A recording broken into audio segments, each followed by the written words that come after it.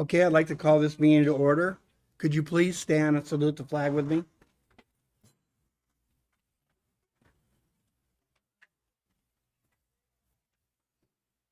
Ready, begin.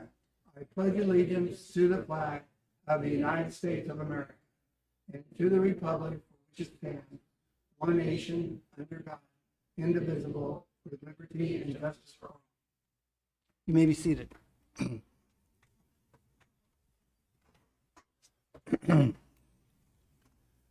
Thanks, everybody, for coming out to the meeting tonight. Do we have any changes to the agenda? I do have one. I need to request an emergency item that came to our attention today, which was after the agenda was posted. And that is in regards to the recall election for the governor. There's an action that needs to happen by the council within 4 days of the date of issuance, which it was announced today that today is considered the date of issuance. So you have an item on the agenda, which is 6.2 regarding the at-large mayor. And what was discussed last time was that the council, it was split, but the council members who were in favor of going to the at-large mayor only wanted to do so if we could place it on that recall election, which is going to be on September 14th. So this emergency item that I'm asking you to place on the agenda would read, authorize the mayor to sign a resolution to be drafted by the city attorney to consolidate any city election with a special statewide election on September 14th. And I'm asking to add that as 6.3. It will only need action on it if the council votes in favor of item 6.2, but it would need to be on this agenda for your consideration if you want to make it on the September 14th election. And so it takes a four-fifths vote to place it as an emergency item on tonight's agenda. Council, do I have a motion to put that on the agenda? I'll second. Okay, the motion's been made by Councilman Horn, seconded by Councilman Singleton. Roll call vote, please. Councilman Horn, Aye. Mayor Pro Tem Singleton, Aye. Councilman Ramirez, Aye. Councilman Atkinson, Aye. Mayor Ramsey. I also vote aye. Okay, council, do we have a, excuse me, do we have an approval of the agenda tonight? I'll make a motion for the approval of the agenda. Okay, do we have a second? I'll second. Okay, a motion was made by Councilman Ramirez, seconded by Mayor Pro Tem Singleton. Roll call vote, please. Councilman Ramirez, Aye. Mayor Pro Tem Singleton, Aye. Councilman Horn, Aye. Councilman Atkinson, Aye. Mayor Ramsey. I also vote aye. Next, we'll go to item number 2, awards, presentations, appointments, and proclamations. Number 1, Joan Ayers Beeson Scholarship, Brooke Johnson and Jasmine Murillo. And this will go to who? Me. Okay. Thank you. So I'm not sure if the public is familiar with the Joan Ayers Beeson Scholarship, but several years ago, Joan Ayers Beeson left an endowment to the city of Coalinga, $50,000. And so the interest earned on that scholarship, on that endowment, is to be given to Coalinga students in increments of $1,000. So this year there was enough to give 2 scholarships. The scholarship committee chose Brooke Johnson, who is a student at Oregon State. She graduated from Coalinga High and she's now at Oregon State. And then Jasmine Murillo also graduated from Coalinga High School and she's at West Hills College, getting ready to transfer next year. Neither one of them could be here tonight, but I just wanted to publicly let the community know who won those scholarships. And then Brooke did write a letter that she wanted me to read on her behalf. So it states, I would like to thank you all for choosing me as a recipient of this year's scholarship award. My time at Oregon this past year has allowed me to grow tremendously as a student and as a person. I am extremely excited to attend my classes in the fall term in person and on the University of Oregon campus. I can't wait for all the opportunities this year will bring for me and especially to share them with you all. I am honored to be chosen and can't thank you all enough for your support in my academic career and future. Sincerely, Brooke Johnson. Okay, well, thank you. Okay, next we'll go to number 2, presentation of Lander Lane. Marissa? Thank you. So if we can all take a moment to step outside, we'd like to show where the Lander Lane street signs have been posted.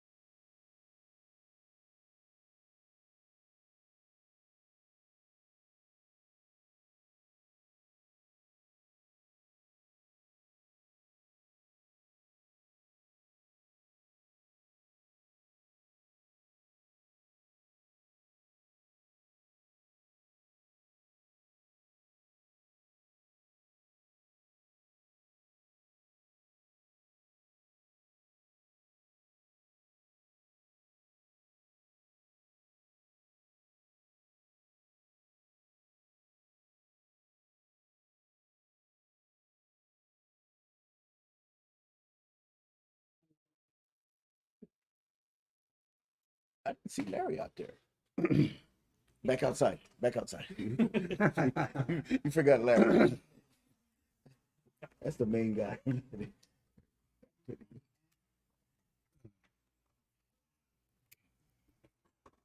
Okay, we'll go ahead and restart our meeting.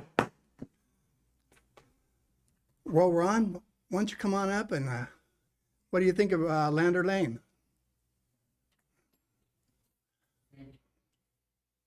Is it on? I think so. Just get a little bit closer to it. Thank you guys very much. That's very nice of you. You know, I want to say one thing. It's been said over the last few weeks that I was the one who requested this Lander Lane. That is not so. I appreciate it very much from all of you council, but I'd especially like to thank Mr. Atkinson because he's the one who initiated it and he didn't let it go. And I appreciate that very much. It's been fun. It's been the pain in the butt. It's been all of those things as you all are learning. And Ron, you know more than anybody else. I love doing what I did here, and I do miss some of it, and a lot of it I don't. But I thank you very much. And every time I drive down the street now, I think of all of you. Thank you. Thank you, Ron.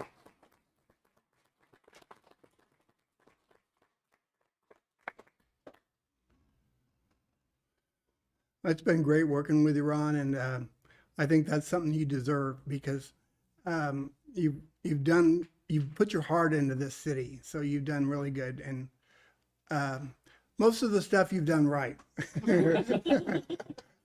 I know we all can't do everything right, so we're all going to step on ourselves. Well, and thanks again. Anybody else like to say anything? I did it because I hated working with you. No, I'm just kidding. But anytime you put 20-something years into the city, you deserve something at the other side. And this is the very least that you deserve from the people of Coalinga. I know you went through some hard times. You told me some of those stories, and that's some of the things I miss being up with you not being up here is your wisdom and guidance that you had before. But I appreciate everything you've done for the city, even when we didn't agree, which was sometimes. But appreciate everything you've done.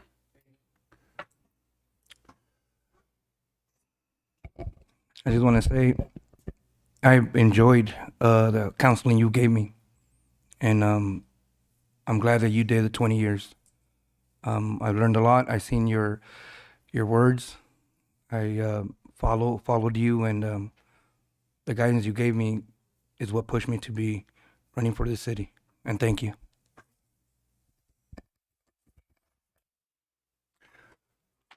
Okay, well, that's all. Thanks again, Ron. Okay, next we're going to go to item number 3, citizens' comments. This section of the agenda allows members of the public to address the city council on any item within the jurisdiction of the council. Council members, members of the public, when recognized by the mayor, should come forward to the lectern, identify themselves, and use the microphone. Comments are normally limited to 3 minutes. In accordance with open state meeting laws, no action will be taken by the city council this evening, and all items will be referred to staff for a follow-up and a report. I also have to read this. Citizens' comments will be timed by the city clerk. She will alert you when you have 10 seconds remaining. If you continue speaking, you will be asked to end your public comment at the 3-minute mark. As a reminder, citizens' comments can no longer be made via Zoom. All citizens' comments must be made in person or submitted in writing to the city clerk no later than 5:00 p.m. on the day of the city council meeting. So do we have anybody that would like to address the council? Mayor, I just want to say something real quick since we're back into regular city council meetings. The city clerk gets comments that are submitted via email. And so what we're going to do is anyone from the public who wants to speak first, she'll just hold those until the end so everyone has a chance to speak that wants to. And then if you could just check in with her at the end to see if she has any written comments. All right. Okay, is there anybody in the audience that would like to address the board? Go ahead and state your name and Scott Netherton, 424 College Avenue. I just wanted to let everybody know July 4th, I'll be helping raise the Garrison flag at Memorial Park. Sunrise is at 5:49. We're asking everybody to be there about 5:35, and it comes down, I think, 8:22, so about 5 after 8 or so, if you can help. Big flag. We need all the help we can get to show it the respect it deserves. So anybody out there that can make it, we'd appreciate it. So 5:45 in the morning? Yeah, it goes up. Sunrise is 5:49, so everybody get there about 5:35 or so. Okay. Thank you, guys. Thank you. Anyone else?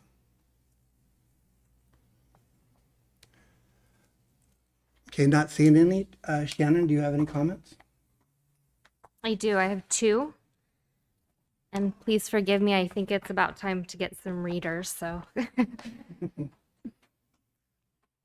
I would like the council to be made aware that the position of mayor is one of no special authority, but in fact a title within the city. Why spend taxpayers' dollars to change this? Why has the city not been forthcoming with information? Is the city not disclosing this information in fear that residents will begin to see the truth of how our city is being controlled? We depend on our city council to maintain professional leadership. They have allowed one representative to objectify power with assistance of a former council member, which has no doubt displayed attempts of control and intent to harm. On numerous occasions through conversations, there have been multiple contradictions regarding information on business/community development or tax revenue. There have been deep investments for specific industries prior to public discussion, with examples to support the statement: the purchase of Cookies Inc. building with construction beginning prior to council and planning commission discussion regarding zoning proximity. The structure regarding approval for cannabis operations within the community of Coalinga can be viewed as manipulative, developing robust contracts where information can be removed or altered as needed to accommodate operation, such as the sales of property with intent to build tax revenue, which sounds stellar. However, there is also conversation to lower the tax measure for cannabis altogether, which would not be profitable for the community. To lull community members regarding this lower tax measure for cannabis, a council member proposed to lower the tax rate for all retail within the community. This inevitable loss of money for the community, these are kickbacks being used as incentive for behind closed door partnerships that have been fostered by multiple council members, current and former. Tactics have run rampant within council chambers for individuals to force personal agenda. Though the shift in districts, it was proposed that the city of Coalinga would be sued should they not move to a district map based on accusations of discrimination. Yet we see again that the city is to be sued should they not motion to approve an appointed representative for the position of mayor. This is nefarious. The city council is made up of 5 representatives and must act accordingly.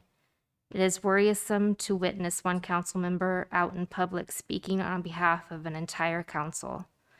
Now is the time for the city of Coalinga to step forward, provide to the citizens and community what it is they are owed. Council members must understand their duties and responsibilities. It is the people of this community that should be served and not the interests of specific council members. We must not allow collusion among city staff and council members no longer. It is the obligation of the Coalinga City Council to hold accountable the city manager of Coalinga and the city of Coalinga attorney. With an oath under law, it is the obligation of the Coalinga City Attorney to protect the rights of Coalinga citizens. The obligation of this Coalinga City Manager is to provide for the community of Coalinga, not assist in the specific interests of individual council members. Employees and citizens of this community must be set free from this corruption. No person should have to question their morals regarding these matters to maintain employment or exist within the community. I demand that the city of Coalinga maintain professionalism in all aspects of business, for all without underlying political agendas. Cannabis corporations should be transparent with our community. Without supporting the interest of specific individuals, those who have tarnished the name of the Pleasant Valley. We, the people, cannot stand for this. It should be for the prosperity of the people, not elected officials. It should be the prosperity of business owners, not elected officials. This community deserves more than it is given or what it is we have been exposed to. Now is the time. There should be equal opportunities for all, not specific demographics due to their support of political agendas, kickbacks, gifts, or favors. This community is on the verge of collapse due to the abuse of it has endured. Daily, I have witnessed outstanding people, good people, supporters, and investors flock from our community. We must acknowledge this and accept that our community is no longer in good standing. Without upstanding citizens who will support our business community and youth opportunities. This community is not a playground for the politically inclined. It is the home of longstanding names, the birthplace of incredible individuals. We must not remain silent, and we must take a stand. Voices have been lost and must be found. We as a people should no longer tolerate this unprofessionalism and underhanded corruption. There must be transparency, and we need to no longer do business in the dark or behind closed doors. Through my call to action, I have received death threats. I want this to be documented. Now is the time to no longer entertain this ill behavior.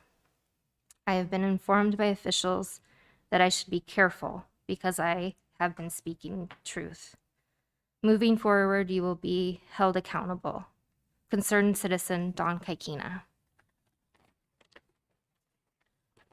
And the second one is from Greg Cody. I was shown where the self-appointed city spokesperson, while praising himself, described Coalinga to be flourishing with $5 million in reserves and went further to declare Coalinga the wealthiest in the valley. This is very misleading, as many do not understand that while it looks good on paper, it is nothing more than a prediction. Perhaps council members also don't understand this, and is why they have very poorly managed the funds, resulting in putting the city in debt. I believe council should focus on priorities such as the current animal crisis and our police officers still not receiving their fair raises promised before spending a dime on who gets to be the next mayor in 2022. Last but not least, stop worrying about the sissy councilman who throws big childish temper tantrums when you have a difference in opinion. Greg Cody. Is that all? That's all. Okay, thank you.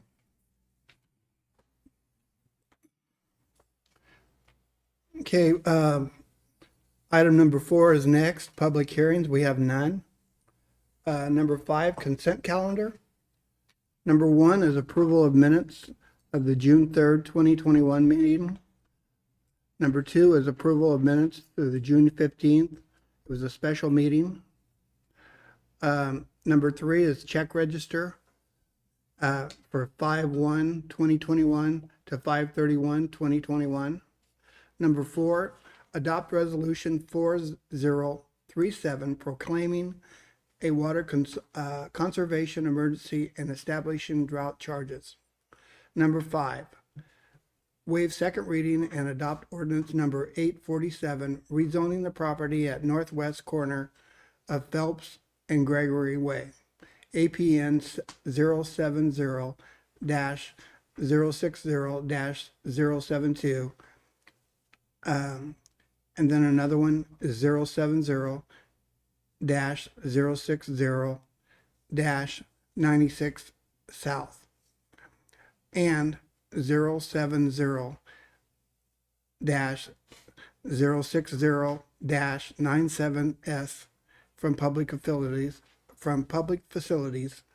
to residential medium density to accommodate 27 single lot family residential subdivisions with single attached additional dwellings, 2 assisted care facilities and an Alzheimer's facility, and 2.13 acres of residential high density for a future 57 senior housing project as part of the Heritage at Colinga Senior Community Complex, or Colinga Senior Community Project. Number 6, authorize Assistant City Manager to execute a task order with the city engineer for preliminary engineering and construction engineering services for the Elm Street improvement between 7th and Polk Street in front of the fire department. Number 7, approve amendment to the subdivision agreement between the city of Colinga and Hoffman L.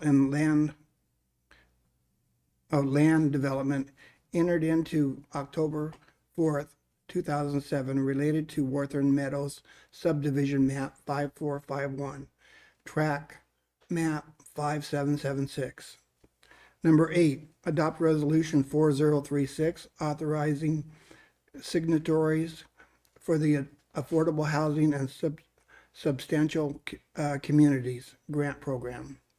Number 9, approve and authorize Assistant City Manager to execute an order with MKN and Associates for the preparation of the city 2021 Colinga Canal Watershed Survey Update.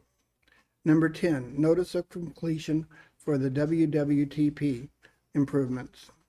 Number 11, approve proposed language changes to Municipal Code Title 6, Chapter 1, Animals and Fowl. Number 12, authorize the Assistant City Manager to execute a task order with Blackwater Engineering to prepare the 2020 Urban Water Management Plan. Number 13, accept donations of 2 benches. Number 14, approve police recruit program. Number 15, authorize COPS funds to purchase e-citation systems. Number 16, declare the 2012 Chevy Capri as surplus property and authorize disposal. Number 17, approve mutual aid and instant aid agreement with American Ambulance.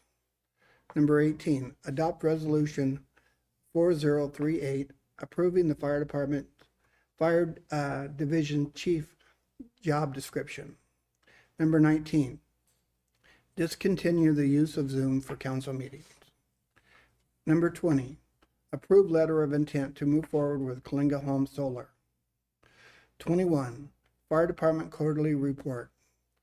22, public works, utilities, and community development monthly report for May 2021. Is there any items you'd like to pull? Number 4. Number 4?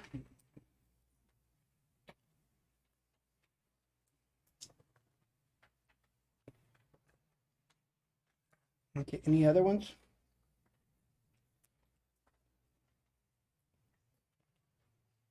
Yeah, number 13 Number 13?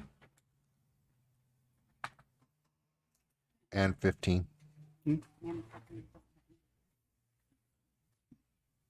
You have some? Yeah, that's 4. Okay.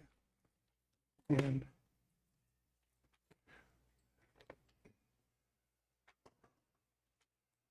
okay.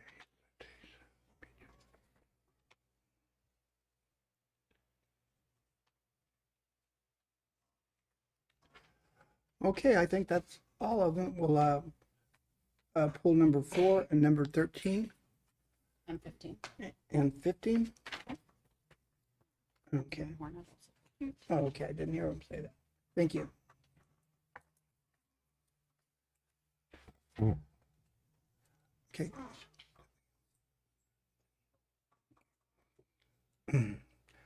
Okay, we'll go to item number 4 first. Adopt resolution 4037 proclaiming a water conservation emergency and establishing drought charges. Councilman Atkinson, you had pulled this item. Did you have a specific question or did you want Dan Bergman to do a general overview? Yeah, I mean, the mayor and I met with Dan Bergman earlier today. We had quite a long meeting and went over a lot of items that are in this. It's very complicated. There's a lot that the public needs to know about this, and there are a lot of numbers, so try and keep track. But yes, I would like it if you could kind of give the public an idea of what's going on here, why we need to do what we need to do. And I want to stress that this is not Coalinga doing this, okay?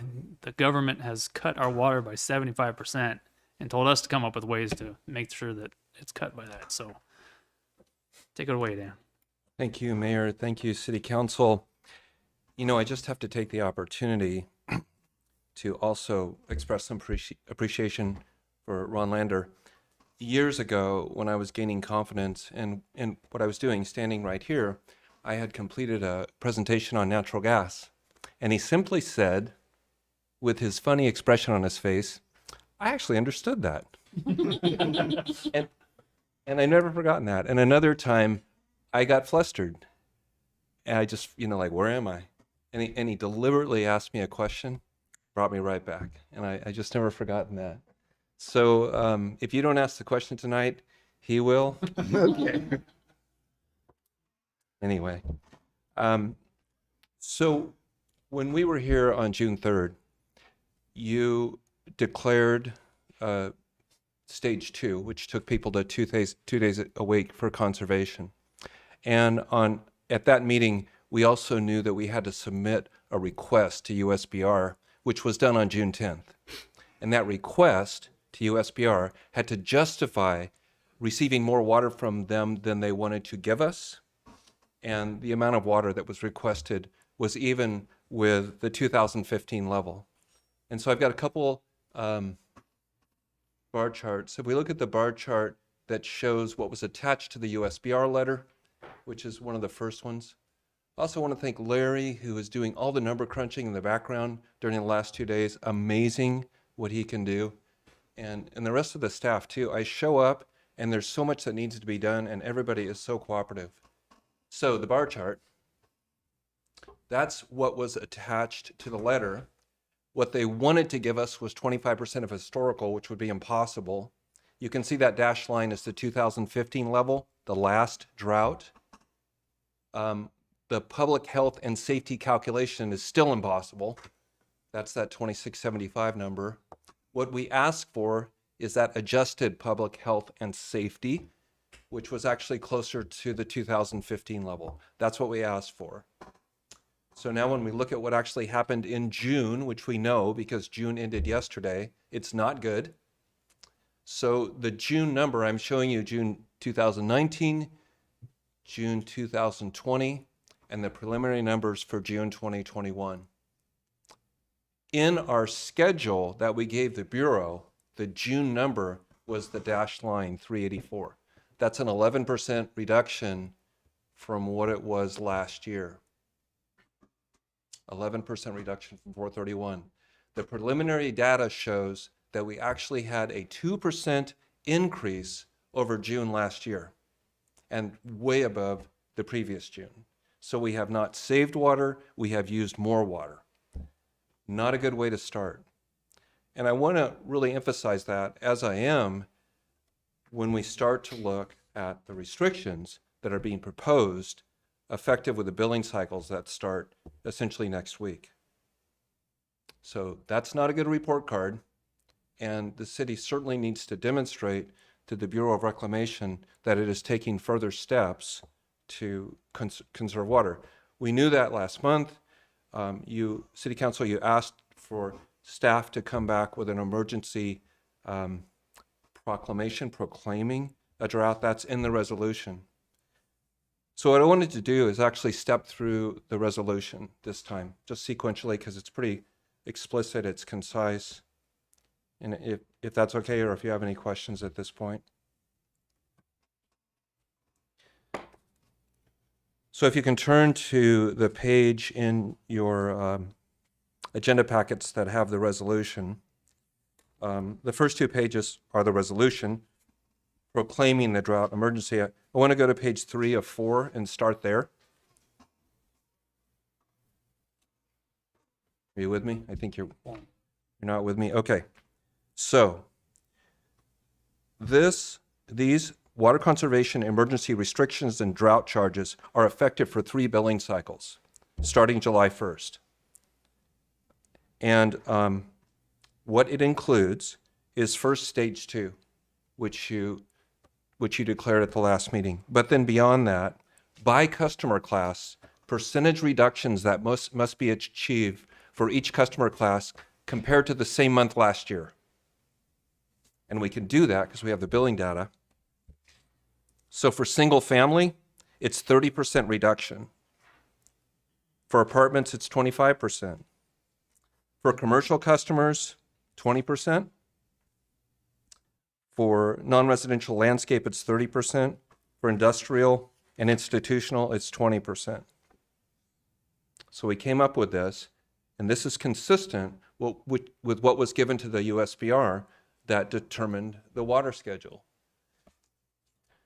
But now on page 4, to focus in on single family, that's where most of the water goes, and that's where most people are going to be impacted. So what we've done is, if you are an average water customer, and maybe let's look at that distribution, Larry.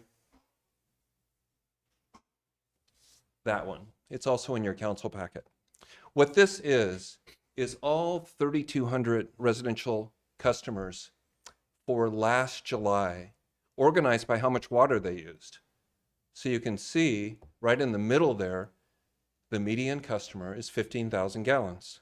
So if you're right in the middle of the distribution, you use 15,000 gallons. And that's half of the customers. So the way this proposal is set up is if you're a median customer or less, you will not have a penalty. And any water that you conserve passing 15,000, there's no penalty. However, to go all the way to the other side, you can see that there are customers. You have one customer that uses 1 million gallons of water a month, a residential customer. It's one of the ranch places outside of town. That's not even on this chart. The chart only goes up to about 100. So I took those off, otherwise it would skew how the chart looks. So on the one hand, if you're a median customer, half the customers, and you just stay there, you aren't going to have a penalty. However, as you cross over 15,000 gallons a month and go upward, we're looking for a 30% reduction from everybody or more. But the penalties start when you start to become a high water user. This entire approach is focused on high water users. So moving up to 2 times the average, that 30 number, any water that's used above 30 will pay the drought charge. The drought charge is $7.50 per 1,000 gallons. It's a little over 3 times the going rate. $7.50 per 1,000 gallons. The basis for the $7.50 is the value of wholesale water on the market right now. Your contract price with the Bureau, $300 an acre foot. The value of wholesale water on the market right now, $2,000 an acre foot, if you can find it. So if we bought water at $2,000 an acre foot, the cost to customers would be $7.50. What's interesting about this, I'm from the Bay Area. I pay $10 per 1,000 gallons every month for water, but I have to acknowledge it's a different economy. It's a different economy. So it's geared towards large water users. All water over 30,000 gallons is at the drought rate of $7.50. You can see from the chart, which I have to look at here, there's 600 customers between 30 and 60, and there's 100 customers that are those ultra high users.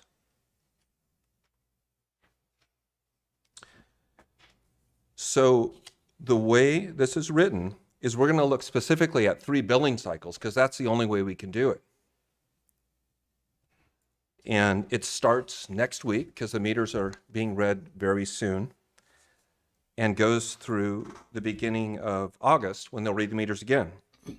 And then when bills are issued at the end of August, there will be a line item on the bill that says drought charge, and that charge will be on there. And the same for September and October. This is set up for 3 months because the Bureau has consistently said to the city and all of its contractors, we are desperate in the summer months. We need you to conserve in the summer months. We may have more water in the fall. So what that means is when we will be back here in September with some other plan, hopefully less, to continue forward. So this is a 3-month project, I guess I would say, a 3-month effort. Something else I want to add is any of the penalties that calculate $15 or less, we're not even going to assign them, because every single one of these that are charged to customers have to be inputted manually to the billing system. So it's got to be workable. And through the modeling we can do, if, for example, if customers save 15% single family, it's still 1,400 entries that somebody's got to do and try to get it done within the billing cycle. Another aspect of this I want to comment on, I realize this talking to you individually today, is we're not going to know almost how we did until it's over, because it's happening so fast. But what occurred to me is the city can see daily production out of the water plant. So the proposal is that with your approval tonight, these letters, I set the letter up on the dais, are going to go out next week. And so they're going to go out in an envelope that says water conservation emergency. And they are customized to every single customer, because we can do that with a database. We're going to tell every single customer how much water they used on their account in July, August, and September of last year. And then in this case, for single family residential, we're telling them what the table is. So the point is, we're communicating. These letters will be in mailboxes, presumably, by next Saturday. If a week later or soon thereafter, we don't start to see water production out of the water plant drop, we're going to need to come back here, because the Bureau takes this seriously. They have got to have water reduction.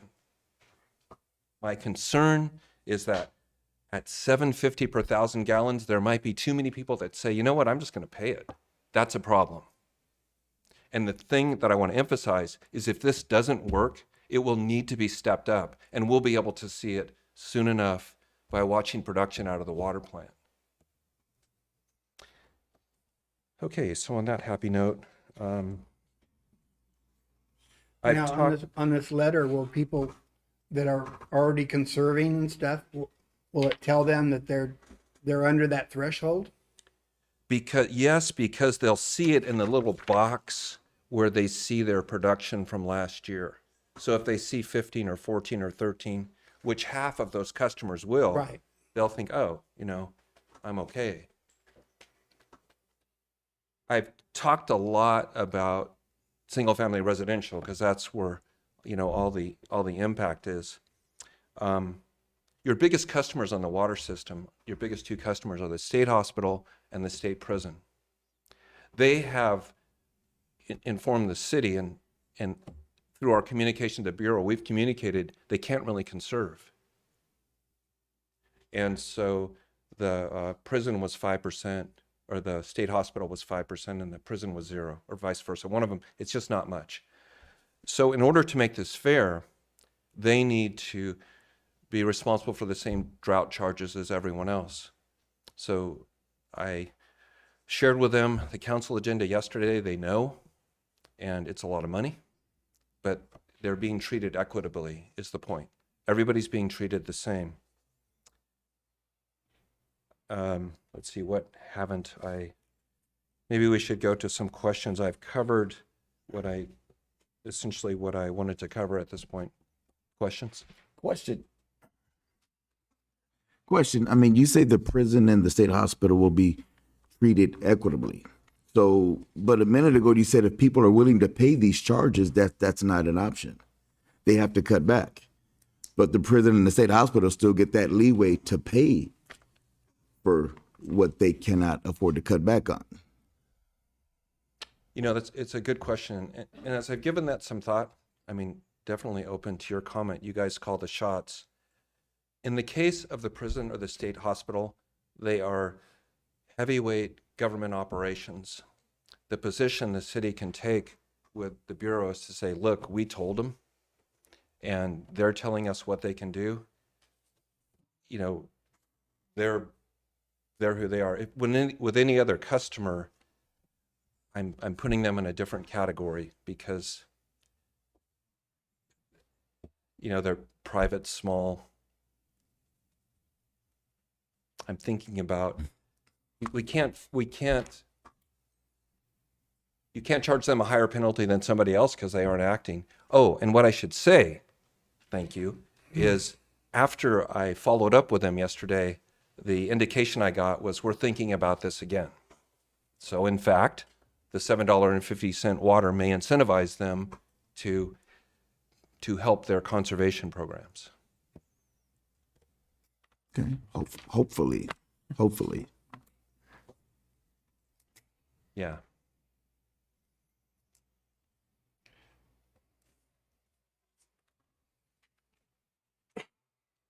So if everybody cuts back these 3 months and we hit our goal, what happens? The Bureau of Reclamation is glad the city complied. It's more like what doesn't happen I is know, but will they give us more water then? no. Well, so we submitted to them that letter on June 10th, and the letter is telling them that our goal is to essentially reach the 2015 level. So every month, the 9 months, June to February that we have, there's that schedule that gets us to the 2015 goal. So what I would hope then, to try to answer your question, we sort of flunked in June, but if we accomplished what we told them we would accomplish each month, June, July, August, September, they could come back and say, great, you did what you said you were going to do, now we have more water. Well, the problem is we already used 40 more acre feet than we told them we would in June, so that kind of comes out the other end because we already took it. We took more than we told them we would. Yeah, it's not a good situation. And the reason like the cities like Hanford and Fresno and stuff, they don't have to do this because they have water, they get groundwater also, right? Or exclusively.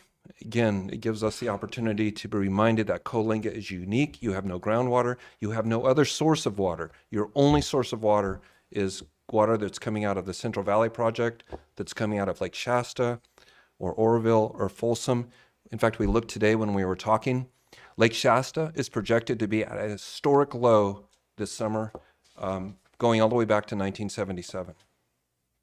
So they're not kidding. Shasta and the other reservoirs. It's real. I know we kind of talked earlier about if it was today and nobody conserved and we just went off the same numbers as we had before, I think we came to the number that 1,500 households would be penalized. Is that It was approximately actually correct? more than that. If I jotted this down. If it was 10% conservation, 1,600 people. So if it were 0%, it's probably 1,800. If nobody did anything. And what are the total housing units? Yeah, but if we didn't do anything, we would be paying a premium for our water. Yeah, the intent of this is not to make money. It's to get people to comply. Pardon me? The intent of this is not to bring more money into the water Right. enterprise. It's to get people to comply. So I guess my point is that there's a lot, somewhere around half of Coalinga housing units who are going to be penalized if they don't conserve. So this is a real problem. I just want to get those numbers out there. Yeah, communication is so important. Everyone's going to get a letter. It's going to look serious. It's not going to look like junk mail. And it'll be on the web. It'll be on the Pride sign. You folks use other means of communication, social media. This isn't a joke. This is very serious. Right now, if we conserve, we can still water our grass on certain days and stuff right now. if we don't use over the amount. But possibility, if we don't meet these requirements, we could almost have to go to no outdoor watering. Would that be a true statement? Possibly. No outdoor watering depending on where you live. I mean, there's so many small homes right here. They don't have any outdoor landscape anyway. They're just small Well, they houses. use their water hoses Yeah. and stuff like that, but Well, one thing I didn't really talk about is the other approach is code enforcement. 3 days a week, 2 days a week, don't spray water on the sidewalk, all that. This is a very different approach. This is as I characterized it in the staff report, it's a numbers approach. Everyone is treated equally. It doesn't require code enforcement. The consequences you're going to pay to the extent you don't conserve. You're not going to see that for 2 months, but it is a different approach, and it's less labor intensive, I would guess, because you don't have people driving around, and it's easier to administer.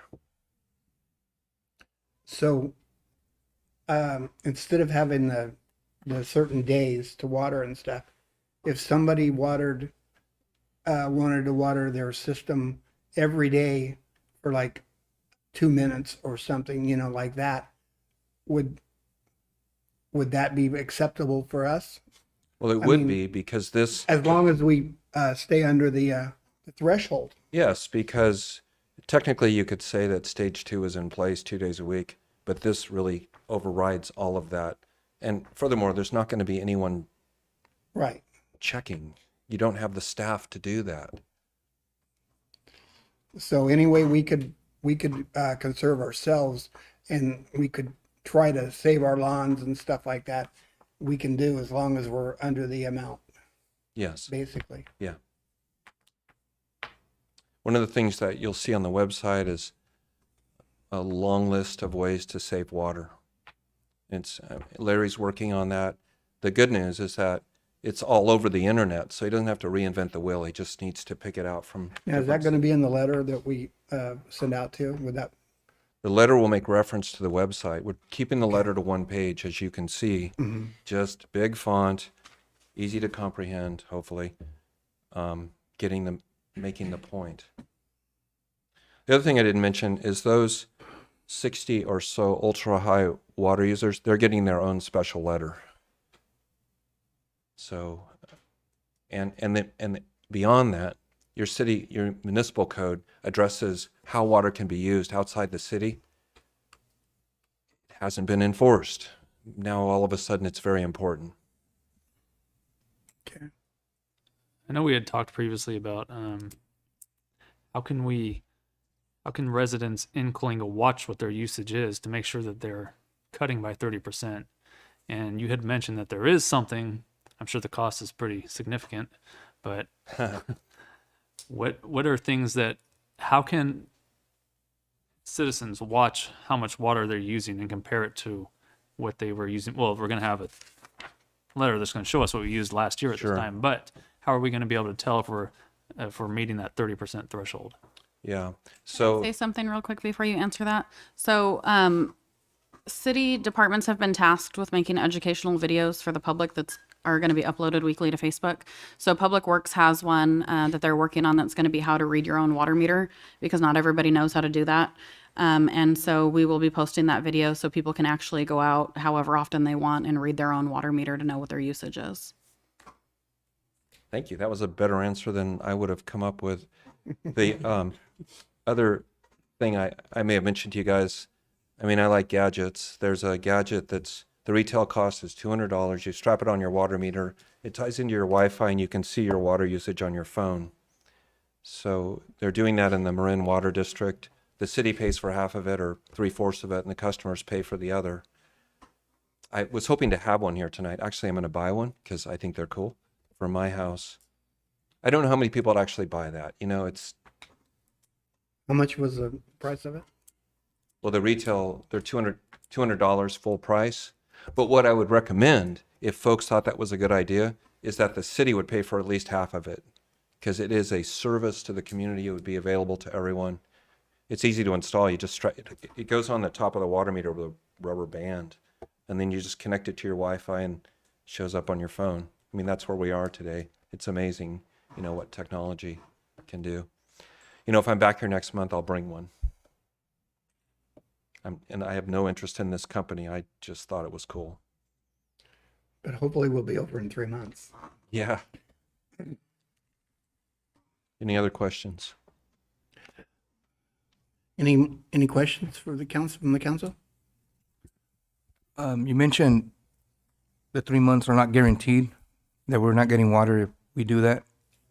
When is, what's the length where we will be? Yeah, let me be clear about that. The information from the Bureau has specified this goes through the end of February 2022.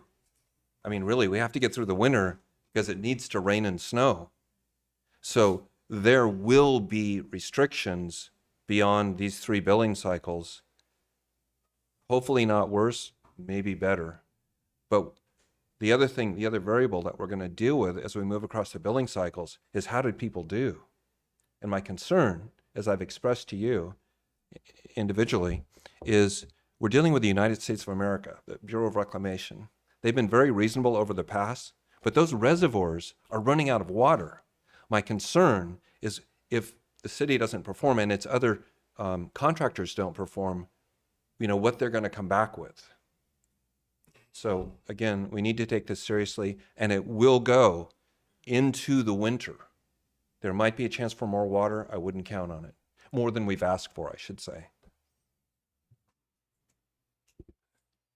Yeah, that being said, I mean, I think, myself, I think we should declare the city a state of an emergency for that reason, because, I mean, if it's not even secure that we would get water and it goes into February, I think it's the best thing to do to at least have the community prepared on what's to come if we don't get any rain.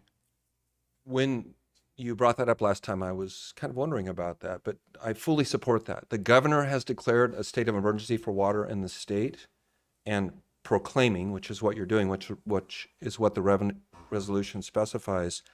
It enables us to use that language in communication to the public. So there's the top of the letter. Oh, I don't know if is the Larry, so the public can see the letter itself. It's in the slides. But the point is, by proclaiming the water conservation emergency, it helps get the message out more effectively. Yeah, there it is. So the top of the letter, water conservation emergency requirements for your account, emphasizing that the calculation is for individual accounts. And this will be in Spanish and English? I believe the letter's just in English, and then it tells you up at the top on the left that if you need Spanish translation to call. Okay. Any other questions from the council? Okay, I'll take questions from the audience. If you have a question, please come up and share the mic with.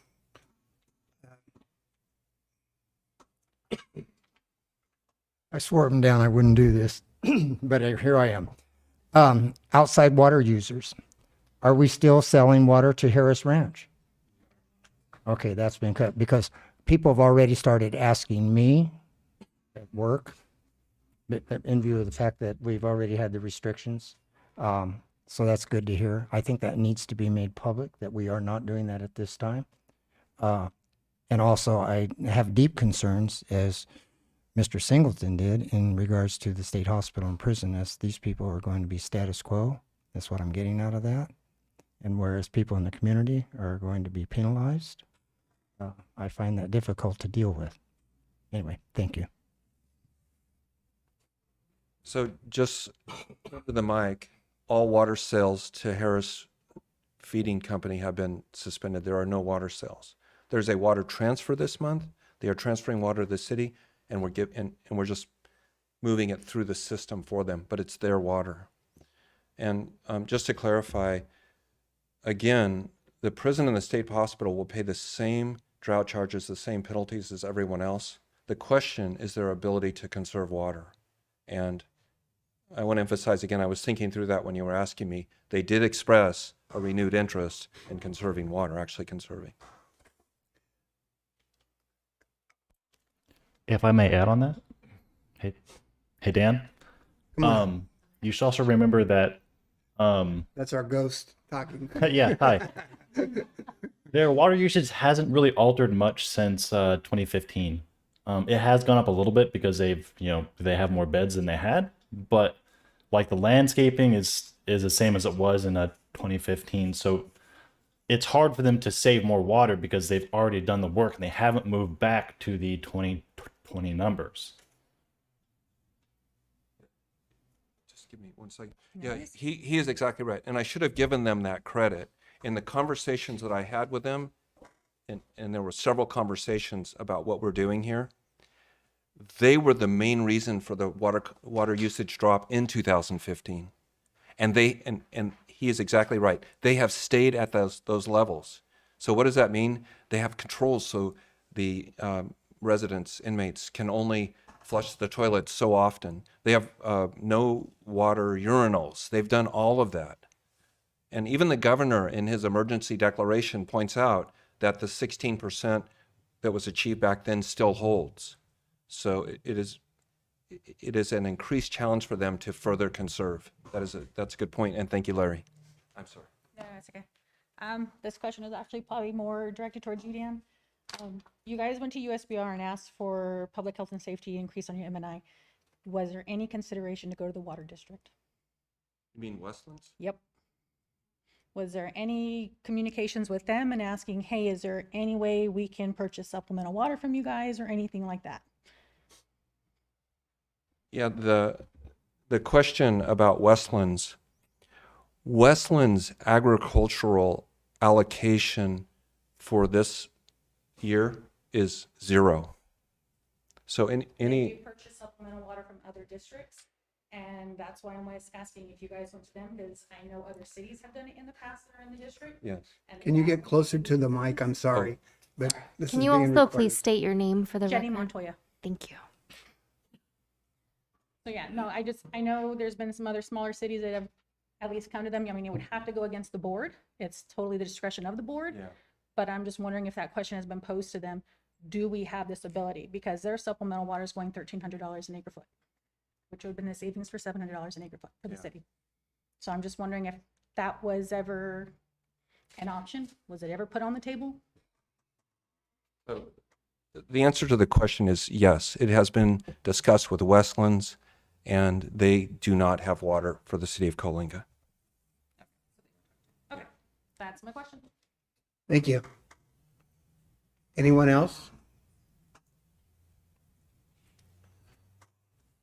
Okay, council, any other questions or you guys? I have one. I don't know where does this fall in. Let's just say, because I've seen it happen before. Let's just say we get this rain, a week of rain or 3 days of rain or something like that. Somebody develops a rain gutter. They start collecting the water. Is there any legal anything that they could get in trouble or they're safe or anything like that? Oh, so you're talking about probably residential customers collecting rainwater off their roof. That's a good idea. Just don't take it in the house. If you collect water into rain barrels, then you would use it in your garden. The problem with that in California is you can do that during the winter, but then during the first 2 weeks that it stops raining, you use your water and then you're done. And when we visited the Netherlands years ago, it rains all through the year. So they're collecting water and they use it and they're collecting and use it, but it just doesn't work in California. You can't save enough water. You don't need it in the winter and then you need it all summer. But if they collect it for their garden or something like that, it's okay. Sure, it just have to fall out of the sky first. Yeah, I know. That's what I'm saying. Okay. I got a question then about Okay. the future swimming pools. Are we able to actually put any new future construction on hold for 6 Yes, months? we've done that in the past. Yeah, can we do that again? Because it'll help, especially with the 30 to 40,000 gallons of water being used. So you can request that as an item. If it's not in the existing resolution, you can request that as an item. The only thing I would state is for anyone who already has an active pool permit to allow them to fill it, because they probably spent about $50,000 and the plaster will crack if it doesn't get filled. So we should honor filling the ones that are under construction, and then just not issue any additional That's permits. why I asked future construction. So the stage 2, where you are now, refilling or new construction of pools, I'm paraphrasing, not occur without the city manager's approval.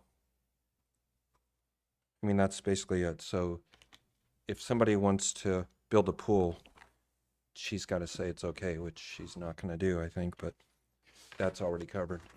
Now, how about with fountains and stuff? Because the city has fountains in town. I know we've had to shut them off before and stuff. So if the people are going to do it, we're going to have to do it too ourselves. So Yeah, generally we would if it's water that's not being recirculated. If it's recirculated water, then they'd be able to stay on. Yeah, that doesn't kick in until you go to your stage 3. But as a matter of public practice, it might look better to, I mean, it's not good to not have water in the fountains, just like it's not good to not have water in Right. swimming pools. if they But crack too, yeah, I know we failed already. You said we failed in June, right? Okay. How are the schools and the new complex and our parks gonna get affected by this? well, the language, I think it's 30% or 20% for irrigation water. But there's an understanding that with athletic fields, it's a safety issue. So the public wants the athletic fields, especially the playing fields, to be kept safe, which means they got to be watered. So we, as a service to the community, that's pretty important.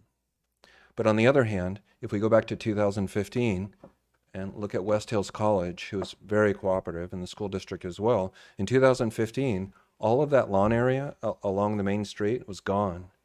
And the issue that we talked to them about that they were dealing with, and this goes to everyone, is it's one thing to let the lawn go, but if you don't put water in the soil, the trees will die too. So there's that balance between, okay, we can let the lawn go, but we don't want to lose our trees. I mean, that's just, until Lake Shasta is empty, we're going to have our trees.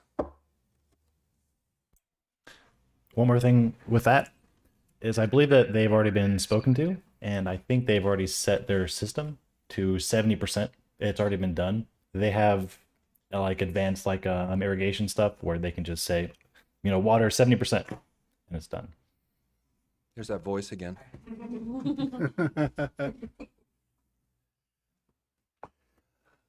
Okay, council, what would we like to do?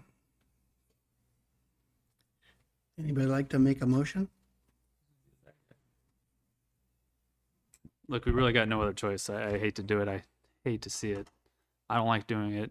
I'm affected by it just as much as everyone else, if not more, after seeing my water numbers by Dan. Thank you. And I'm going to have to cut over half of my water consumption just to fall down where I should be. I don't know how I'm going to do it, and it's going to cost me money too, but I'm going to have to find a way just like everybody else, or I'm going to be paying a lot. And I don't want to go this direction, but it's pretty much our only choice. It wasn't the city who decided to cut our water. It was the feds, and this is where we're at. I can't help that the state sends a whole bunch of water out into the ocean. I can't help that the state keeps a water system that was only built for 20-something million people, and we're way past that. I can't help that the state wants to build a high-speed rail system to nowhere from Bakersfield to Merced that's taking up billions and billions of dollars. I can't help any of those things. I can only help what's going on in Killeen. So, unfortunately, I'm going to have to make a motion to pass this. Okay, we have a motion. Do we have a second? I'll second it. Okay, a motion was made by Councilman Atkinson, seconded by Councilman Ramirez. Roll call vote, please. Councilman Atkinson, Aye. Councilman Ramirez, Aye. Councilman Horn, Aye. Mayor Pro Tem Singleton, Aye. Mayor Ramsey. I also vote aye, but I'd like to also add that any outside users that are not not doing what they're supposed to be doing, you know, like the watering plants and stuff, to have them, the city send a letter to them, and if they don't stop, we can cut them off. We are doing that next week. Oh, you are doing it, okay. Okay, I vote aye. Thank you. Question, how would the city know on the outside users that are watering their streets or over excessively watering? You can see it on their usage from their water meter. So, yeah, so we won't get them until after they've used. We can get them for what they've used for June. Right, okay. Yeah, we can look right now and, Right. and tell. Where they're at. Okay, so we did number 4. We go into number 13 now? Councilman Horn, did you have questions about item 13, which is the accepting of the donation of the 2 benches? It shows on here $3,400 for 2 benches and the installation as well. But in the one part of the donation part, it said it's up to $7,500 estimated for the engineer. Why is it so far off? So it's my understanding that there's a section of that triangle there that needs to be re-engineered to make it ADA accessible. So that cost falls on the city, not Mr. Zwicky, who's donating the benches. So there's 2 different costs, which is the engineer's estimate to make it ADA compliant, and then we would be accepting the donation of the 2 benches. So we've got 2 costs, not one, that we need to take care of. Well, Mr. Zwicky is covering the cost of the benches, and then the engineer's cost is our cost to make it ADA compliant. I think that cost is basically putting a sidewalk to the Are benches. they putting it on all 3 corners, that triangle? No, there's a picture. I think if you saw it, it's going to be right in the middle part, or right. Oh, yeah. The picture's up there. Yeah, it showed the See the 2 chairs right there, the 2 Right. benches. So it's only going to be on 2 corners for the handicap access. And Not on and the that third right one? in the middle is going to be like a sidewalk, I think. Mm-hmm. And then the rest of it all the way around, that's that. Gravel, peat gravel. Yeah. Okay. Or they call it something else, but some kind of earth. And later, maybe we can put sidewalks on that eventually later, you know, if it comes out. Another project. Hey, is there a way we could put some kind of yield signs or something? That's a very open area right there where I've almost got hit too, and kids are crossing with bikes. Yeah, so the engineer would look at all of that when he's doing that area. He'll look at the traffic in that area as well. So if he determines that we need yield signs, then he'll address that. Okay, that sounds good. Thank you. Any other questions? Yeah, is this something, do we need to approve this tonight to be able to budget that money? No, I believe we have it already in the budget. Let me pull up that item.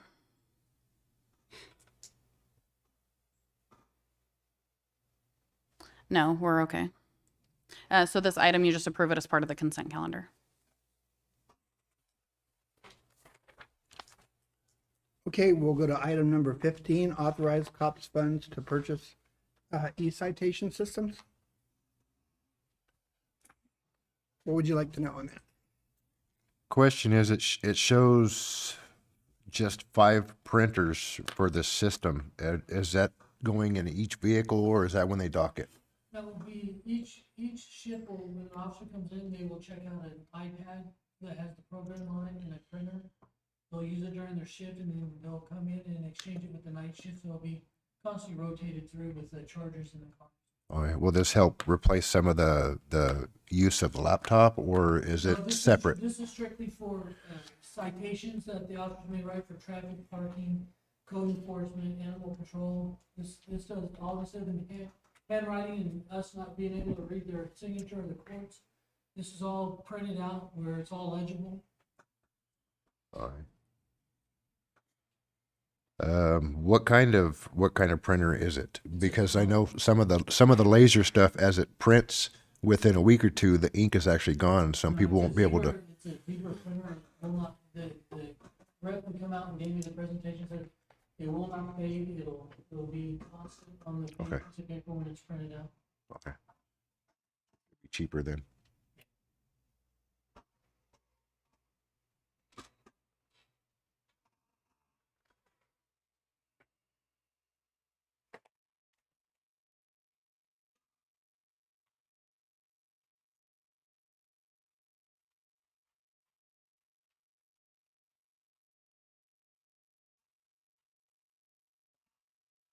Anything else?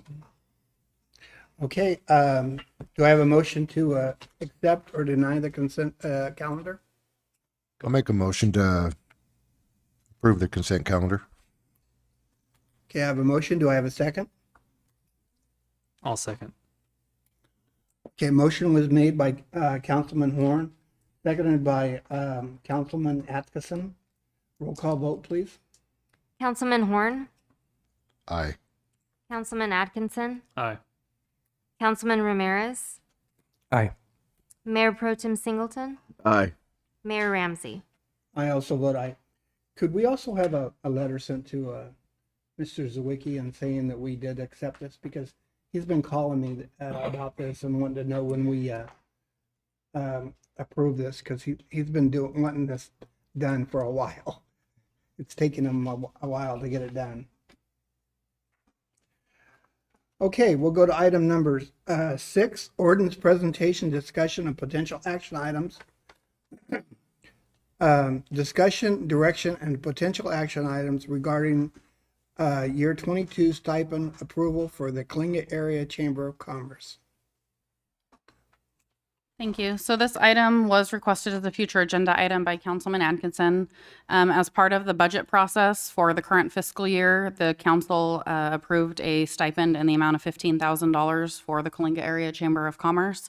And so in order for us to pay that out, I'm going to have to draft a resolution to bring back to council authorizing how to pay it. I know it's the chamber's preference that it's paid in a lump sum. If you're okay with that, we can enter that on the resolution, but I need the direction from the council on how to have it paid out. And then again, this was requested by Councilman Atkinson, so I don't know if he has anything he'd like to add. Right. So I don't have any problem giving the chamber 15,000. I just don't want to do it blindly. I know that when we did pass this, we didn't know that Benji was leaving. He's going on to bigger and better things now with Kings County, and we don't know who's going to take over now. So instead of just, there's things I want to look for before we just give money away. This is the taxpayers' money. It's a lot of money. 15,000 is a lot of money. So I don't think it's too much to ask that we audit some of the things that's going on at the chamber and make sure that we are not getting in with make sure that there was no fraud or misuse of funds. I don't think that's too much to ask when we're going to give away $15,000 of the taxpayers' money. Yeah, we've asked for that in the past, and we did get it, and so I don't think that's a bad thing to ask for, and because we've done it before, and we found out what we wanted to find out and stuff. So I think that might be a good idea since Benji is leaving. So He is also present if you want to ask any questions. Benji, would you like to say anything?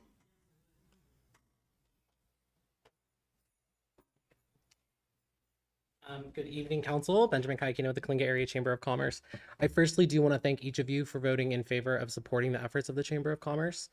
To the degree of the questions, as far as concerns regarding this investment for our organization, regardless of whether I am with this organization or not, we still provide services outside of the spectrum of our operation to this community. You've specified directly that you are concerned about taxpayers' dollars as far as how this is going to be utilized and what that is funding. I must stress the importance of our organization and what it is that we physically do in this community is cultivate economic vitality for the community of Kalinga. When you mention tax dollars, we are the encouraging force for that revenue. We provide ample services as far as community events and activities that not only businesses profit from, but also residents. In this community, you have a wide variety and a large demographic of people who live in this community that get to enjoy these functions which we provide for your community. And so as far as those tax dollars, I think that that is a very important thing to stress, that that investment is being repaid to that degree. We are more than happy to furnish any form of paperwork that the council would require, but I think it is very important to understand that this investment was not made specifically for me as a representative of our organization, but the organization itself. So we will continue to offer that whether I'm at the helm of this organization or not. But I think it is very important that the community understand that your investment as a city to our organization is a benefit not only to the businesses, but also to the residents. Thank you. Thank you. I guess we all heard it here. Ben said he'd be staying. Okay, I still think we would just have maybe Jasmine, we could have Jasmine look it over, and then we could go from there, and then she could give us a recommendation for that. Would you feel comfortable with that? I think that it's better to do an independent audit. We can look at our current auditors and see what kind of services they have to offer. So that way there's an independent opinion coming from an outside auditor or accountant, because you don't, depending on what I find or what I see, not saying that, there is something, since we are the ones who are making that investment as a city, it's better to have an independent opinion so that there's no bias. Do you know how long that would take? Because It shouldn't take too long. It just depends. I'm going to reach out to our current auditors, who are the Jollies, as well as Price Page, to see if they can do it doesn't have to be an in-depth audit like our books, just a high level overview of just looking for revenues coming in, matching to the bank statement, such. Something very simple, just matching whether deposits come in and they make it to the bank, and then checks cut out are appropriate for the expenditures or the operations of the organization. That's what I would recommend based on just my own experience and opinion. I'll have a further discussion with our auditors. The partner is out on vacation until Tuesday, so I plan to have a conversation with him, and I can report back to Marissa, and she can relay that information back to you guys. now, do you think all this could be taken care of in a month? Because Definitely. I don't want to hold the No. chamber up either, Definitely. It's not going to take how our audits are like, they take a long time because it's a city as Right. opposed to an organization. So there are some questions that we need answered. And I think if I kind of gave Marissa the questions, we could get those answered. It can further get the process done faster. How much would the audit cost the city? Don't know. Our audits are about $45,000 a year. And so since this is just a very small organization with a very small operation, it just depends. The hourly rate for the auditors is $150 to $200 an hour. So it just depends. I can't quote a number without having a conversation with the person who's going to perform this work. They do similar type of work for other cities and other agencies. This is a normal practice. Sometimes within city government, like we have the redevelopment agency.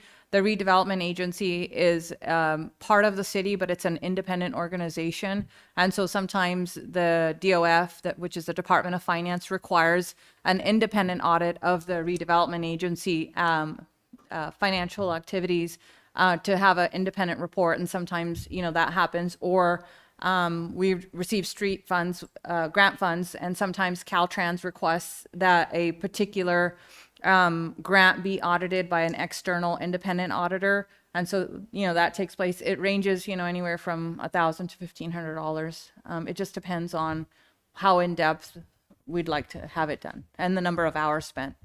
And what they The audit would just be for the $15,000, right? Or for It would be an audit of the chamber's financials in order to issue the 15,000 is what I'm understanding. the last time you mentioned that, Mr. Mayor, that last time the city did that. And you don't remember how much it cost? I I don't think we actually did an audit like that. We just basically looked at their books and saw what they had and made the decision like that. Everybody in the council knew what they had, and we did it like that. It didn't cost us any money.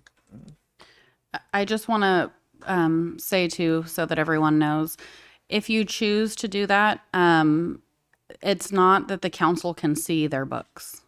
So if you say we want an independent auditor to look at them, the auditor will look at them and then will say, okay, Jasmine, I looked at it and I found nothing wrong, so now you can issue the check. And the council will be told they found nothing wrong, but you wouldn't get to see it like you do our audit. Yeah, their information is not their information is not public information, just like the city operations. So our operations are public, our reports are public, our check register is public.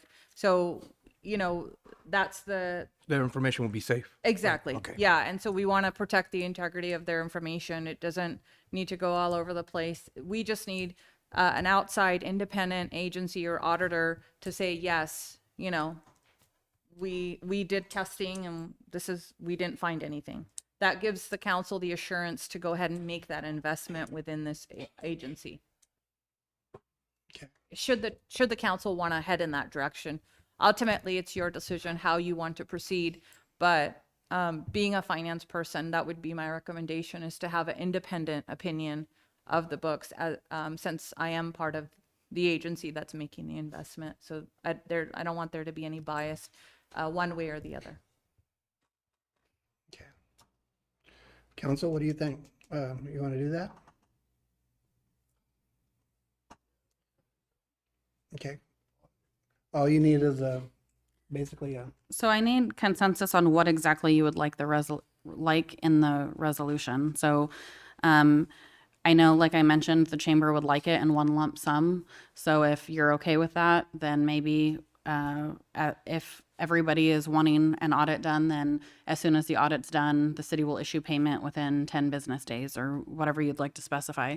If you don't want the audit, we don't need to put the language in the resolution. We just need to say, yes, it's okay to pay this out in one lump sum. And the council, by approving the resolution, is saying it's okay for the city to issue this payment. okay, on this audit, will we know how much money they have in the bank and stuff? Does it tell you that, or what? You know, like if they had something, $1 million in the bank, you know, someplace. I know, I wish, huh? No. But would it tell us that? No. So if you're just wanting to know if there was fraud or misuse of funds, then that's all you're going to know. Okay.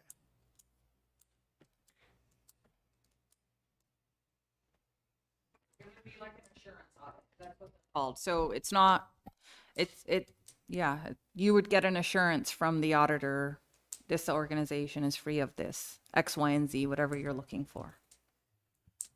Did I say Something to, what you're speaking to is like an audit, which would be similar to our audit report, which would have financials of the agency. I mean, is there a reason why should we audit? I mean, I don't understand. Like, I mean, concern or worry. I can attest to you that our organization actually went through all of 2020 making no profit, and we were able to cover the bases by cutting utilities, cutting software, cutting service, anywhere that we could possibly do that so that we could maintain our operation. Through 2020, we continued to support and supply efforts to business. We had no backing from the city. I can attest to that. We had no backing from individual business. The fact that a chamber even exists in this community is one of blood, sweat, and tears. I can attest to that directly. If that is something that you require and you want, then I can totally understand that. But I just think that there was a lot of question as far as trust. It sounds like a big issue, and I don't think that our agency or even myself has ever done anything to display that. Benji, what happened on this is, when we stopped because we used to give you money, and I believe it was before 2004, if I'm not mistaken, based on our records and our system. right, and the reason we stopped it, we found out that you guys had some, I think they're called CDs or something. And there was a lot of money in the bank and in your savings and stuff, and it wasn't being used by The organization. by the organization at that time. It was basically saving it for a rainy day, and they weren't utilizing all those at all. And that's why we stopped. And that's kind of what we're looking at right now. I Absolutely. mean, I don't know if you have that now or not. We do not. Okay. Unfortunately, we don't.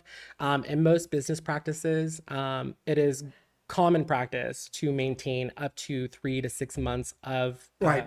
Even the city's trying to do that now. And I think that just through the process of the pandemic, our organization hemorrhaged without having the Horn Toad Derby. I can tell you that as far as community functions are concerned, the Horn Toad Derby and our annual dinner are the two biggest suppliers as far as funding is concerned for our agency. We distribute scholarships from our dinner fund, essentially. So any money that we do profit, a majority of that proceed will go to scholarships. So we don't retain a lot of that financially. We may absorb some of that cost just to offset the cost of the physical function itself if there are outlining expenses. And as far as the Horn Toad Derby is concerned, the contractual agreements that we have with the pre-sale for that event is 35% prior and then 30% thereafter, a specific set amount. We are never guaranteed to hit that set amount. And so it's a gambling game essentially. So without having that opportunity to provide that function in 2020, we really hemorrhaged financially. And so again, this is what led me to start evaluating the operation essentially. If there was software that we were paying for and we could do things in-house instead of utilizing the software, we cut that software completely out. We weren't using lights or certain utilities over Thursdays and Fridays to cut that cost out. We had agreements with rent as far as that concern with that agency. So there was a lot of things that we did to assure that we were going to be able to retain those funds, but definitely not being able to fundraise in 2020 was the most difficult thing for our organization. In most circumstances, a chamber of commerce is going to operate in two capacities. You're either going to be very dependent on your ability to fundraise, or you're going to be very dependent on your ability to provide resources through your membership, your membership dues, essentially. There are two types of ways that you can facilitate that, which is a fair due system, which essentially means that you would count your dues for business on an employment scale. So 1 employee to 3 employees being a flat rate, and so on and so forth, depending on how many members you have. We have a membership of roughly about 172, and our largest due system that we can profit from is $500 flat. We are one of maybe 3 chambers out of the 400 and maybe 13 cities in the state of California that actually have the lowest membership rate. Other operations may do a tiered system, and so that would dictate 3 levels of membership, and the base rate for most organizations would be $250 to $500 to $1,000 being the cap for that 3-tier membership system. We have never changed that in this community just because there is a Kalinga-ism, and so people are very used to one process, and so that would be a 5-year plan. We would have to discuss that with membership. They would have to vote on that if they wanted us to change it in the bylaws. And so there are a lot of things that we have thought about looking at our operation, what we can change in the future, how we can navigate away from fundraising as that has been a detriment to us, and what we can provide more of, where we can make more of a financial standing through our operation and not being so dependent on the fundraising efforts that we have done in this community. I mean, for years, that has been kind of our bread and butter, fundraising. And 2020 was a perfect example of why no organization should actually operate in that sense. Other functions that we facilitate in this community, such as Kalinga Fest, if we assist with the holiday parade, the holiday boutique, we do not profit from any of those functions. Those are make or break functions. On occasions, we may even be in the negative of $300 providing that to this community, just because we are paying for business licenses with the city. That's $29 for every business. Not that that is a deterrent. Obviously, we support the city to that capacity. However, that could be leveraged and we could save that financial that financing amount, and that goes for all functions and events. And so there are a lot of aspects of this business that I think a lot of people are not fully aware of. And so just to answer some of those questions so you have a better understanding of why we are seeking this funding. Again, we pay upwards close to $9,000 to $10,000 for these street banners. And every year we are hemorrhaging that amount of money because we're having to factor that into our budget. And that genuinely serves no purpose for our business specifically, or even the membership. But we know that that specific service brings beautification to this community. If we're trying to attract businesses, if we're trying to attract families that want to move to this community, that is a really good picture for people to develop what a sense of a community is. So we provide that service along with other things that we may not profit off of. Man, who is this guy? Thank you, Benji. I say go ahead and cut him a check. I mean, man, he's very knowledgeable in his expertise. Man, that was nice.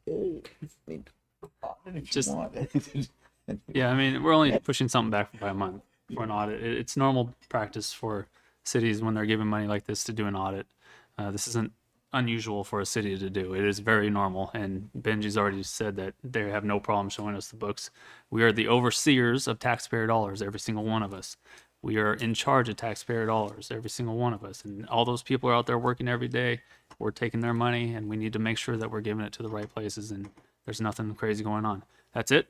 I have no problem with Benji getting the money. I have no problem with the chamber getting the money. I voted for it. All I'm saying is let's just do the audit like we normally did and we did in the past. And as soon as it's done, everything looks good. Boom. Cut the check right away. 15,000. Get the money. Is that a motion? That's a motion. Second. A second motion. Been motioned by Councilman Atkinson, seconded by Mayor Pro Tem Singleton, to have a, what's the audit called? Insurance. An assurance audit. Free of fraud and misuse of funds. It's very simply put, but it's an assurance audit. You just want an assurance that the books are clean. That's Okay. it. Okay, thank you. Roll call vote, please. Councilman Atkinson, Aye. Mayor Pro Tem Singleton, Aye. Councilman Horn, Aye. Councilman Ramirez, Nay. Mayor Singleton. Or excuse me, Mayor Ramsey. Sorry. You took over already, huh? Okay, I vote aye. Honest mistake. We look alike. Yeah. Okay, we'll go to item number 2. Discussion direction on potential action items posing to the voters the question of whether the mayor's position should be elected at large. Marissa? Thank you. So this item was on a previous agenda, and it was a 2-2 vote on whether the council wanted to move forward with an at-large mayor. I did go over in detail the potential costs and what that would look like. I can do that again if needed, or if you would like to discuss it first. What's your preference? Let's go ahead and discuss it first. Anybody like to talk about it first? Yeah, I do. I just recently it was put out there that out on social media that I was completely against this, and I'm not against this. I voted no for a reason. There's too many variables at the end of this. Even though we have all this cost covered, we can cover it. We don't have any way to get the state hospital from voting. They already screwed Kalinga once with the Measure C. They outvoted the whole entire city of Kalinga. What's to say that's not going to happen again? Then we have a recall cost on top of that. Now we've got 2 other costs, which is putting it on the ballot and then redistricting. It's 8,000 to 95,000. That's a huge variant on what the cost is. We can say that now, and then we really don't have the money. It's also put out there that we have all this extra money projected. That's an estimate. That doesn't guarantee that we're even going to have that. Nowhere near that. We don't know. We're not going to know until that time. So I don't understand why we're wanting to spend this extra money not knowing if we're even going to have it. It's like counting your chickens before the eggs even hatch. It's impossible. You're never going to know. But I'm all for this. There's just too many variables. So it's $8,000 to put on, $8,000 to $10,000 to put on the recall election, which is coming up in September. It's not going to be $95,000. In fact, when I made my motion, I specifically said We did not want to go the way of the $95,000. We wanted to go the way of the $8,000 to $10,000, which isn't very much. Yes, our audits have been done up till what year? The last completed audit we have is fiscal year 18-19. I just received the draft financials for the 19-20 audit. And so we do have millions in the bank or in reserve. That is correct. It's a reserve amount. So we aren't counting the chickens before they hatch. We already do have them. We have audits that show that we do have them. We don't have to go to redistricting. All we're doing is simply giving this to the people. We're saying, do you want to pick the mayor? It's their government. It's their council. And most importantly, it's their mayor. And we're saying, do you want to do that? What is wrong with giving the people that option? Letting them decide it's their city, it's their council, their government, and their mayor. What is wrong with asking them, do you want to go in this direction? And if they do, then the people have spoken. They've given us our orders. It's our orders from the people. You do understand that you're the people and so am I, right? We get to No, vote. We get when to we're vote up for here- this later when we're on up here, too. we're not the people. Yeah, but we still get a vote. Right. We're representing the insignificant. people. We're representing the people. There's still more than just the one cost. It's not just the one cost. If we vote to do that, we still have to pay the cost to redistrict. We don't have to redistrict. We can. Then we're going to have 6 members. No, we're going to have to go down to 4. We're going to have to pay the So we cost have to redistrict anyway well, because yes, of the we'll have census. to redistrict anyways. Right. We have to That's what I redistrict just anyway. said. That's what I just said. We have to, even though we do one, we still have to do the other, and that's a cost. If we choose to stay in districts, yes. We Right. can get out of districts and get rid of the whole $40,000 altogether. Now, what's to say that out there at the state hospital they don't get enough? They do get enough votes and actually have a mayor in here, and they get someone in the district. They can't. So they only have 300 registered I voters. understand it. They already beat us on Measure C. Okay. So Measure C lost by like 50 votes. Okay. Now they had 300 people vote, and we assume that they all voted no. Right. There's at least 8,000 to 9,000 people here in the city of Coalinga. Right. That's not including that. That's a big difference right there. When there was 50 votes different, when you got 9,000 people, let's say 3,000 of them are registered to vote. That's a big difference still. There's 300 registered voters. Very good point, though. But at the end of the day, it's on the citizens to make that decision because they can beat them hands down. If even 50% of the people here vote, that's going to wipe out the state hospital no matter which direction to go. Yeah, they won that measure because in reality, we slept on that. We thought that we would get that. We thought that we would get that. That's when we counted them chickens before the eggs hatch. We thought, oh, we got this hands down. But when the reality came out, they had that. And I think, didn't you talk to the guys at the state hospital in reference to the vote? Yeah, but at the end of the day, we have to be accountable. The citizens, we have to be accountable. We get that vote, like you said. We will have an opportunity to mark that ballot, just like they will and just like the citizens will. I mean, I just feel that they need to have that choice instead of us having that choice. That's just my opinion. That's just my opinion. Because when you vote for the mayor in Fresno, they ain't going to do it. He's going to be on the ballot. When you vote for the governor, that's the people's choice. I mean, that's my opinion. I'm not saying yours is wrong. I'm just saying we have a different opinion. I think the people, we had the confidence to put our name on the ballot for them to vote for us, right? And by fortunate grace or whatever you have it, we were able to win that election, whoever we ran against. So you trusted in your ability to get them to vote for you. You said what you needed to say for them to say, yes, we want him. So you got to do the same thing all over again when it comes down to the mayor. If Ron wants it, you want it, Adam wants it, you got to do the same thing that you did when you ran the first time. And if you need to go to the state hospital and talk to those guys and tell them what you're about, do that too. I mean, but it's the people's choice at the end of the day. Their tax dollars is going to fund that. Everything we do revolves back around them. We have nothing without them. So for me, I say put it in their hands. I have trust in them. And if they make a bad decision, it was still the decision of the whole. Because we're never going to get 100% out of anything we do. Anything we do. So Trust the people. That's just me, though. I say trust them. I have all the trust in the world in the people. Do we have what is it going to cost? I mean, is it a fact? It's already in writing. Hey, this is how much it's going to cost to put in the ballot. No, the county will not do that. What they will do is they will give you estimates and they tell you that is their best estimate, but they cannot guarantee anything because it's based on a number of factors, such as how many other items are placed on the county ballot. So I have in writing from them their estimate that says if it goes on the special recall election, which is scheduled for September 14th, their best prediction is it will be $8,000 to $10,000. If you would have put it on the ballot for November, it would have been $85,000 to $95,000. It's possible, but I would say probably not likely that if it goes on September 14th, they send us a bill for $95,000. It's an unknown cost, and they won't guarantee their estimates, but it probably won't be that high. It'll probably be closer to the numbers that they gave us, but whatever bill they send us, we have to pay.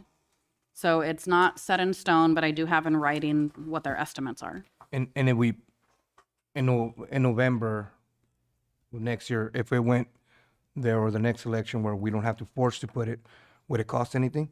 So what would happen is, hypothetically, the way that the process would work is if the council is in favor of an at-large mayor and posing that to the voters, and that is the consensus of the council, then there's that emergency item that I added that's following this. And you would have to approve the resolution that will be drafted by the city attorney for the mayor to sign to consolidate our election with this special election that's going on September 14th. The question on the ballot would be asking the voters, do you want an at-large mayor that you would be voting on? They either say yes or no. So hypothetically, they say no, nothing happens. Everything stays the way it is.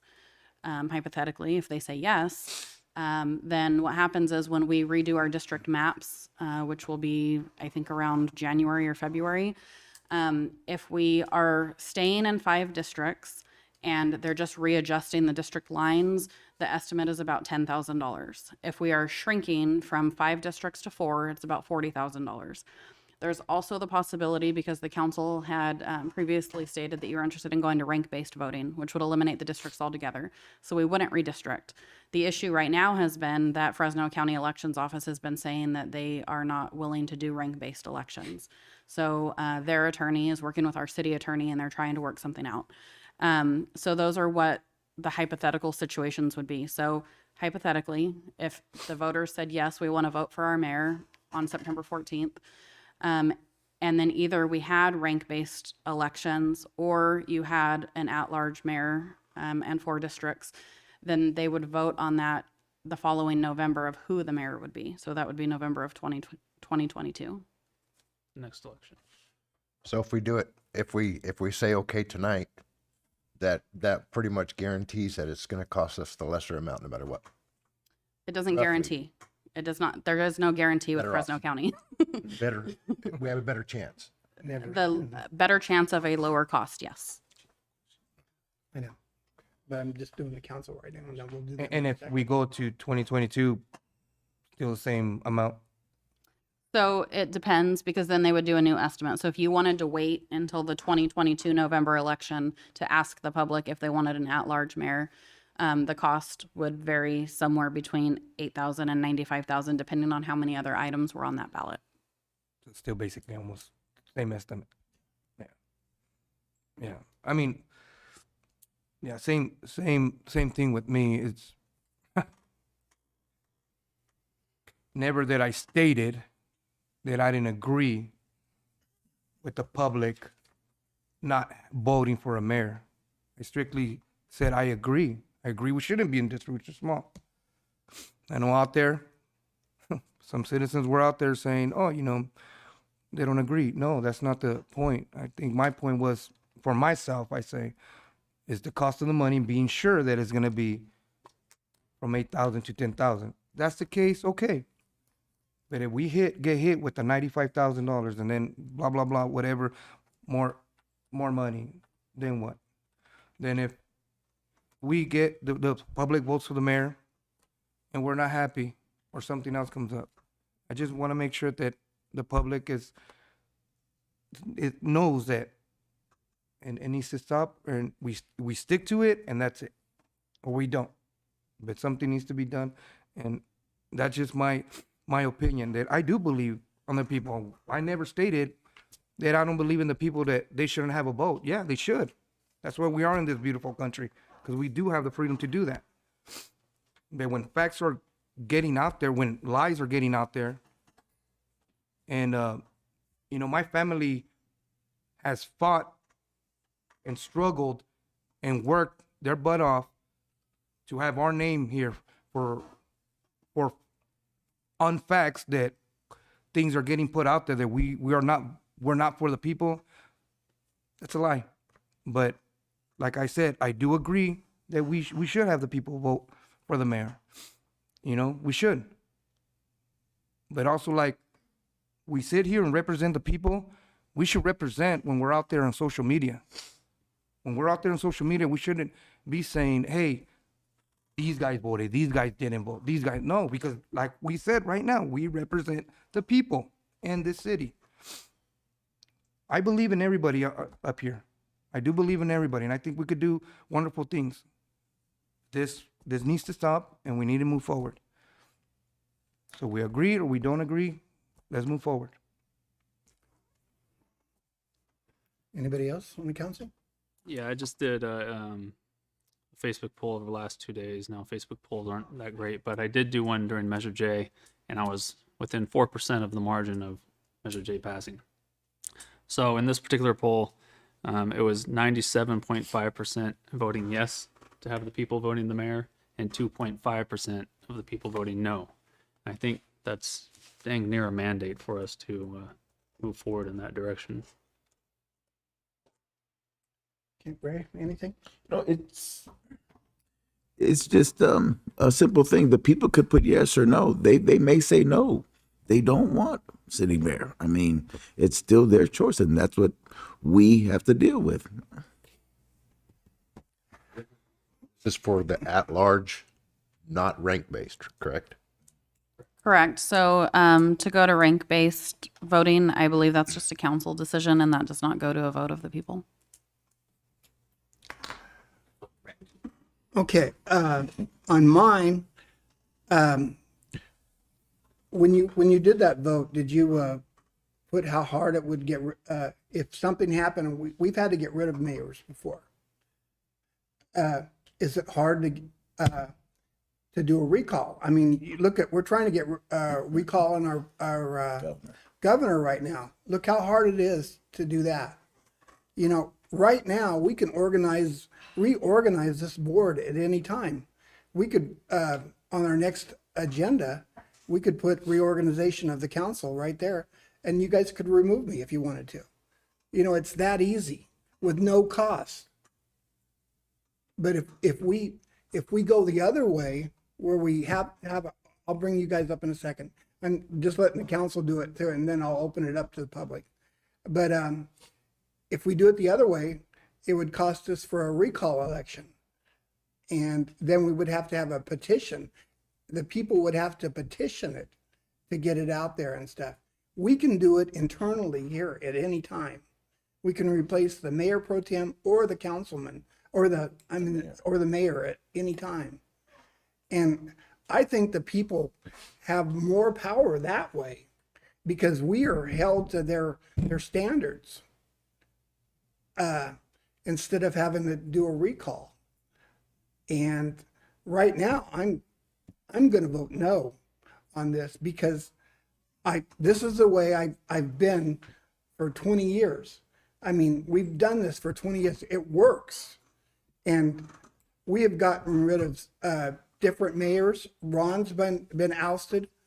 I've been ousted, you know, and then we come back and then other mayors have been ousted. You know, but it didn't cost us anything. And we still brought the council person back in here and we worked together. We worked it out ourselves and we came to a decision. Look where this council is now. You know, we built this up and it's good. But it just makes it easier. And I think it makes us more accountable here because we can, you know, I could lose this mayorship at any time within 2 meetings because you have to put it on the agenda and then bring it back again. And I just think it's an easier way, and the people vote for you on there. But we've never had it where the people vote for the mayor and stuff. I mean, if this was a city where you have a mayor can veto the other people like they do in Fresno and stuff like that, it would be different. But I have the same thing everybody else has here. The only thing different in the five of us is I run the meeting and stuff, and then I get to do little speeches when we have other things going on. And then, but we always ask the other council if they want to be there, they can be there too. I mean, we're all equal. And I just think that we're losing, if we do that, we're going to lose some, not, I hate to call it control, but the people are losing the control, you know? I think the people are losing control if we're deciding the mayor. Who are you responsible to if you're the mayor and we pick the mayor? I'm responsible for everybody. But you're responsible to us. Right. If so, you said you've lost mayor before, right? Right. And we've seen, we've had Nathan Bosberg has been tried to be taken out as mayor. We've had Lander taken out as mayor. Why were they taken out as mayor? Because there were personality conflicts up here. That's why. Not because you were doing a bad job or they were doing a bad job. Because there are personality conflicts up here. I don't like you. I'm not really. I don't like you. I like you. I got you. I don't like you. You make me mad one day. Let's realign. It's their choice. It's their government. It's their mayor. At least give them the option to decide if that's the way they want to go. Because it's up to them. In the end of the day, it is up to them. It's theirs. So we have all kinds of personality differences up here. Each one of us has different personalities. If I don't like Ray, I need someone else to sit here because he said something about me on the internet. I don't like him. And it makes us responsible. It makes these two spots responsible to this direction instead of that direction where they should be responsible to. That's why I bring this up. And I'm telling you right now, if you go out there and you talk to the people, the very vast majority, I'm willing to say that if this does go to the people, it's going to pass by over 75%. Well, you know, I agree to a point. It sounds good, you know, they get to vote for the mayor, but what if they get in there and they get somebody that's terrible? It can happen. It can happen as a councilperson too. Pardon me? It can happen as a councilperson too. Yeah, I know, but well, they can recall us right now at any time too. Right. I mean, they can recall anybody. Just like It they wouldn't could if have there to was a be mayor. the mayor. You know, but if the mayor was elected, well, we already have that then. Right. Yeah. But I don't know, it's just, The people, they do not like the way that the mayor is chosen. They think that there's a lot of backdoor deals done. They think that there's a good old boy club, and that's You what they think? think. I don't. No, I voted for you. I nominated you to stay here. I know. I nominated Lander to sit there too. Yeah. I was one who made the nominations. I don't think that, but sometimes watching how mayors and mayor pro tems are picked are like watching how sausage is made. It's kind of ugly and it's nasty. And there's too many, not with you, but I have seen backdoor deals done in order for some mayors and mayor pro tem to get their position. Not with you and with Ray. Yes, no, I'm just kidding. Just kidding. But yes, it's ugly and it can get ugly. Instead, give the choice to the people. It's their mayor. Okay. If they make a bad decision, that's on them. And if they want to change that, they can go through the recall process just like they can if any one of us right now. If I'm a terrible councilman, they can easily go through a recall process. But at least give the people the choice. That's all we're saying here. We're not saying we're going to go to it. We're going to say we're going to let the people decide who the mayor, if they want to decide who the mayor is going to be. That's all we're saying. They could easily say no. They could say, no, that's a stupid idea.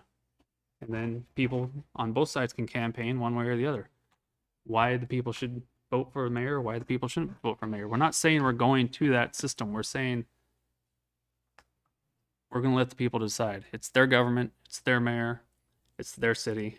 Let's just let them decide this topic, and then we'll go with whatever they say. Because if they do say yes, then they mandated us. That's the will of the people.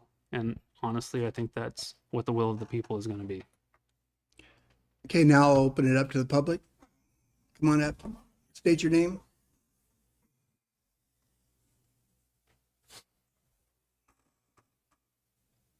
Hi, my name's Robin Scott. I'm so glad to see you guys all in person again. So I just want to say that I don't know about the new council people or Mr. Singleton, but I know that there's been in the past, since I've been paying attention, what's been going on here. People talk about corruption. They talk about backdoor deals. They've talked about it with you. They've talked about it with you. They're talking about it with you. If you guys just let us pick who the mayor is, that's going to eliminate a lot of that. We have people in this room rolling their eyes about it. It's ridiculous.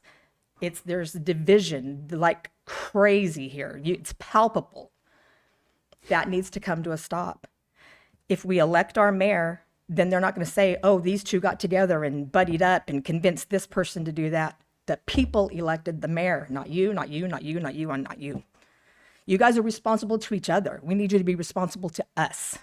We need to know that you're representing us and that you're not going to get mad at him and he's not going to get mad at you. And you said it yourself, Ron. It's easy to have a realignment of mayor. It's easy because you guys do it all the time. Why? Personality conflicts. We're tired of it. We are sick of it. We want to elect our own mayor. Thank you.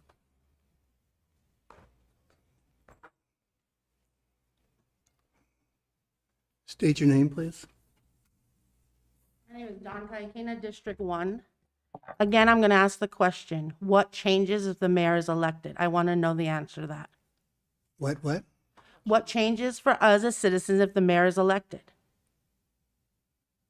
And I also want to say this, that the gentleman speaking so much on it should know, because isn't that what you guys did to James Horn? You didn't like him, there was something going on, so you moved him. This is ridiculous. I want the truth to come out, okay? I want the truth to come out. The narcissists that say about everything else everybody else is doing, that's what they do. That's what they want. They want control of this city. It is time that the truth came out and that the behavior stopped. I want to know the answer to what changes, because it is to my understanding this has been planned for 2 years for Mr. Vosberg and Adam Atkins to take control of the city. And I want to know what changes. The people will elect the mayor. That's what changes. As far as me taking over control of the city or Mr. Vosberg, the mayor, do you control the city? No. Okay, thank you. The mayor doesn't control the city. Excuse me. Excuse me. Mike, please. Hold on, I'm not done talking. He does not control the city. We do by a majority vote, all of us. Okay? If I became mayor, which I have never, there's not one person here who's ever heard me say I want to be mayor. Not one person. Nobody up here has ever heard me say that. I don't believe anything that comes out of your mouth. I don't really care. I'm That's talking. great. I don't I'm believe talking. anything that comes out of your I'm mouth. not going to get in personalities again, guys. Come on, just state the facts. However, Let the truth be said. State Let the the facts. truth be said. Then state facts. The facts is that I believe that people were given jobs because they helped this gentleman get where he was today. Okay? This lady talking, she's one of them. That's why she was allowed to be a volunteer. Excuse me. Do you have proof? Ask your officials that work for you. They're the ones who give me the proof, information. And you were Ask getting your into officials that liable work- areas. You were getting into liable areas, miss. Tell me this stuff. The truth needs to come out. Enough is enough. moving on from that, let's just say, for instance, Nathan Bosberg wanted to run for mayor. Okay? No one here has ever heard me say that. I don't care who you are. There's not one person in here who's ever heard me say I want to run for mayor. Let's just say Nathan Bosberg wanted to run for mayor. Let's say Mayor Bosberg ran for mayor. Let's say the people elected Mayor Bosberg. What does that say? That says the people wanted him there. That was the will of the people. So I don't understand this whole thing about me and Nathan. If people have every right to vote against Nathan if he wanted to run for mayor. I don't know if he's going to want to run for mayor. But if they did win, then that was the will of the people. So you're saying we shouldn't do this because the will of the people may put Nathan Vosberg or Adam Atkinson as mayor? Is that really what we're saying? No. That's third world country stuff. That's not what we're about. This is a democracy. Go ahead, Robin. So the answer, my answer to your question about what's going to change is confidence. Confidence in knowing that we elected the mayor. You, me, everybody in this room that votes elected the mayor and not one of them people. That's what changes. That's what changes. Thank you, Robin. Scott? Scott Netherton, 424 College. A post was made when this first came out about who voted which way, this and that. I got on there and I asked one thing. Tell me why you vote no. My whole thing is everything's been taken from us lately. Stay home, wear a mask, lose your job, lose your business. We have no choice in what goes on. Voting is a right. It's a privilege. Okay. I'm not saying that we should, that there aren't legitimate reasons to say no. That right there was the best reason I've heard yet. Okay. The ability to instantly remove somebody for inappropriate behavior, whatever, can happen within a matter of 2 meetings. That is a great reason. Is that offset the reason of letting the people vote? I don't know. I feel people should have the right to vote. There were concerns about the cost. I understand that too. Okay. All I ask is, let us know the reasons no. Convince us otherwise. Because for me, I'll always lean towards the will of the people. Let them have the choice. You guys know things we don't. Cost, benefits, what goes on in the back meetings. Okay. Yes, there are personality conflicts. There have been. I've only been coming for a few years and took a year vacation, but it's obvious that there's been personality conflicts, but you guys still work through it. And I like this council. I consider all you my friends. I can sit and talk to any of you about any topic. Okay. And whatever you decide to vote right now, vote the way you feel is right for the people, not what you feel is right. You were sitting there to vote for your district. What do you feel your district wants? What is best for your people? That's all I ask. And I won't ever question that vote, one way or the other. But just do what you were elected to do. Vote for your people. You talk to your people. If you feel they don't want it, absolutely don't. But I will say, your answer right there was a good answer for me. In a matter of 4 weeks, if somebody's not doing the right job, they can be removed. An election, who knows even if we'll get that clown up in Sacramento out on a recall. We hope we do, but we don't know. And how much money is it costing? And how long is it taking? And how much more damage is he going to do in the process? That's a good question in a sitting mayor voted by the people. So again, I'm not saying, I'm still for let the people decide. That's my opinion. But all I ask for you guys is and I don't believe anybody's looking down the road for a position. Okay. But what do you feel your constituents want? That should be the way you cast your vote. Thank you. Thank you. Thank you. Anybody else? Council, what would you like to do? Anytime you take power away from the government and give it to the people, I think it's a good thing. Again, we're not changing anything. We're just saying, we're asking the people of Coalinga, is this how you want your mayor to be? And if their answer ultimately is going to be yes, then that's the will of the people. And honestly, it will pass, almost guaranteed. It will pass. And that's going to be the will of the people. And if we try up here and we try and deny the will of the people, that just makes them more angry at their government and makes them think that we don't represent them. And it makes them think that we're only looking out for ourselves. And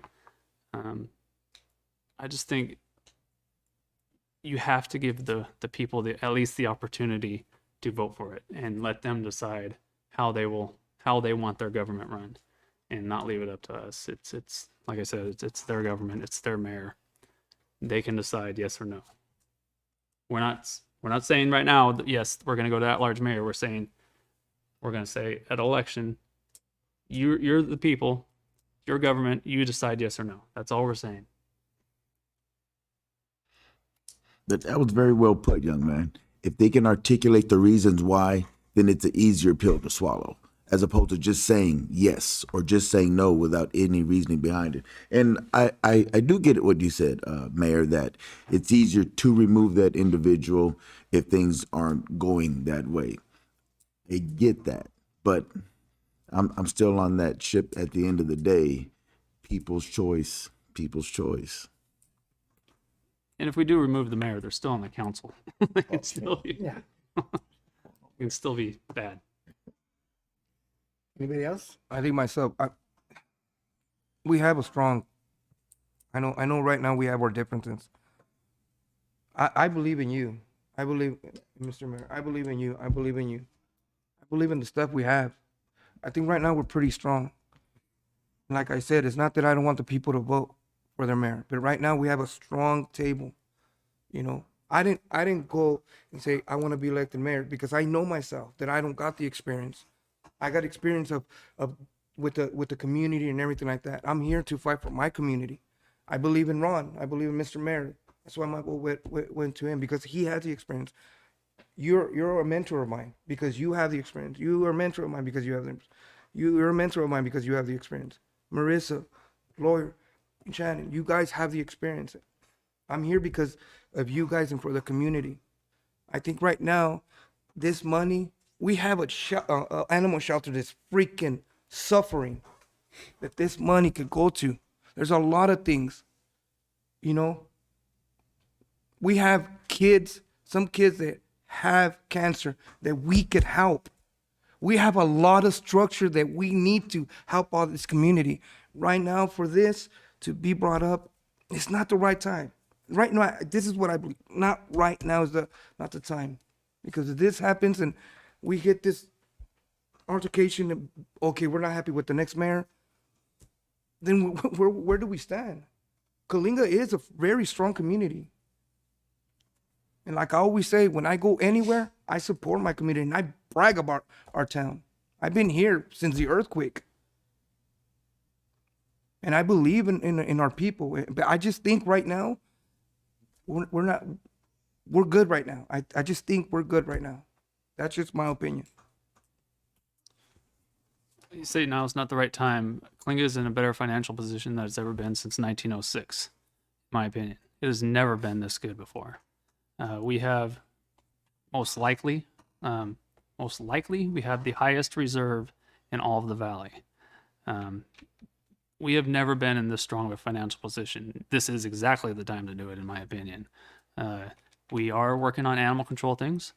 We have things going on the side. I've been out there. I've been looking at some things myself. So animal control is going to be taken care of. It's just going to take some time, and there's some details that need to be worked out. But it's not election or animal control. It's not one or the other. We can easily do both. And like I said, we're better now than we ever have been.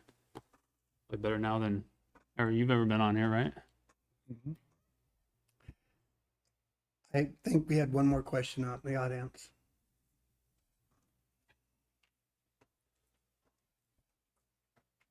So I just wanted to say that you were concerned about the money that would be put out, the 90 some odd $1,000. But now you're saying now's not the right time. Now is the right time, because now is the right time that we don't necessarily have a guarantee that it's not going to cost $90,000. If we wait and then do it at another time, it is going to cost that amount. It is the right time. And it's not fair to say publicly that we could take the money and spend it elsewhere on animal control. Animal control is struggling, but this money is not allotted for one or the other. You cannot say that. That's not fair. And also, it's not something that the city can do to give money to horrible cases of children dying from cancer. That's not something that you can just do. So I would definitely refrain from saying things like that. No, you. yeah, I respect that. I respect that. And the reason I say is, of course, my nephew, he's one of them. No, I understand that. No, I understand it. Yes, in my respects. Okay, thank you, guys. Yeah. Thank you. Okay, council, what would you like to do?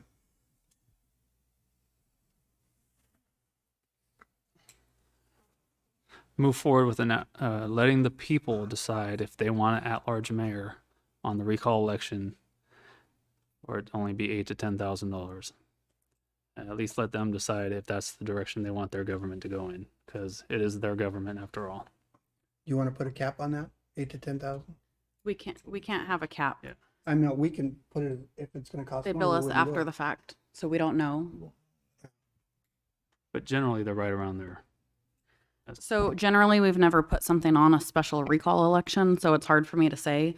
I can tell you that I think the last time that we had an election, it was around 50,000, but that was a regular presidential election with multiple items on there. What would Correct. What would happen if we waited till our next election for the next for the council?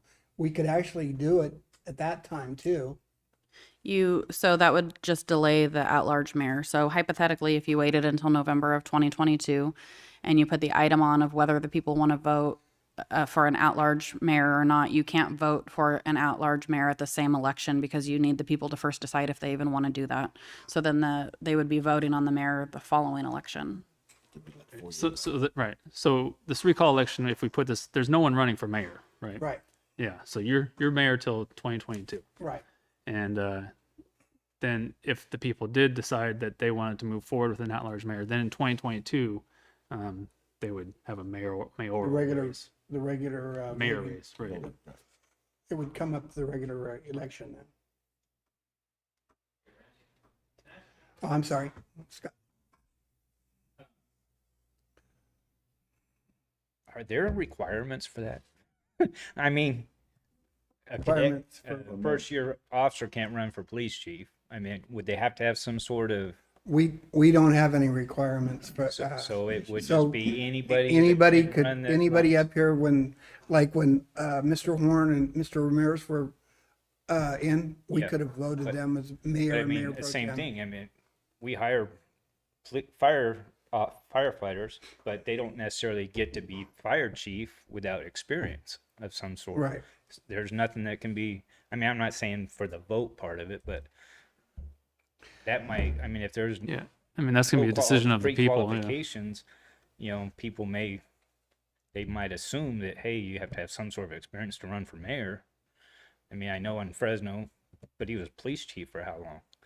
I mean, before he ran for mayor. But I mean, are there no qualifications when the job description is put out there that you have to have? Not for elected positions, no.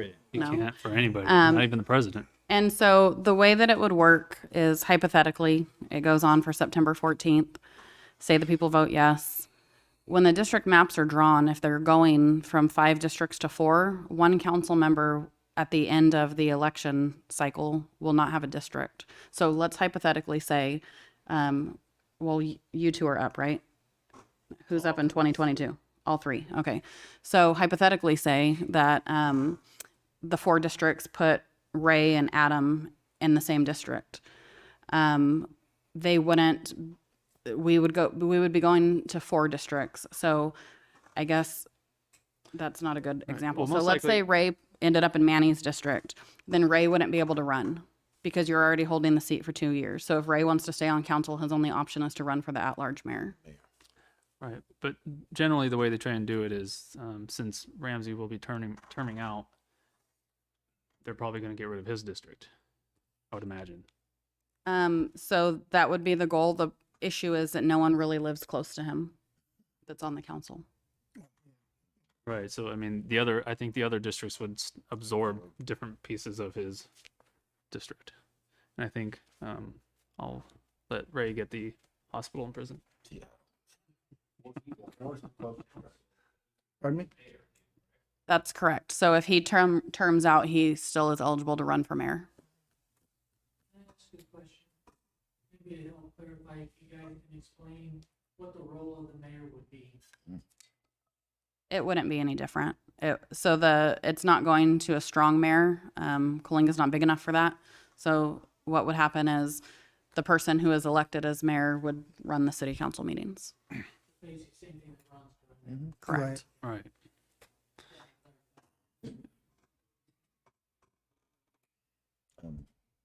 Yeah. So, I'm just trying to see if there's any other, holding up before we vote to see if there's any other questions for anybody. Anybody else out there? This is your last chance. Okay. Council, do I have a motion? Yeah, I'll make the motion. I think the people should at least have a shot at deciding. Let them decide, and if it's their will, then we should follow their will. And if it's their will that we should just pick who's the mayor, then we'll follow their will for that. Second. Okay, the motion has been made by Councilman Atkinson, seconded by Mayor Pro Tem Singleton. Roll call vote, please. Councilman Atkinson, Aye. Mayor Pro Tem Singleton, Aye. Councilman Horn, Nay. Councilman Ramirez, Nay. Mayor Ramsey. Do it to me all the time.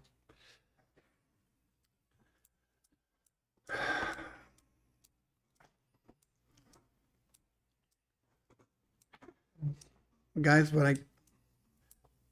I've thought about this a whole lot, and I've gone both ways in my head.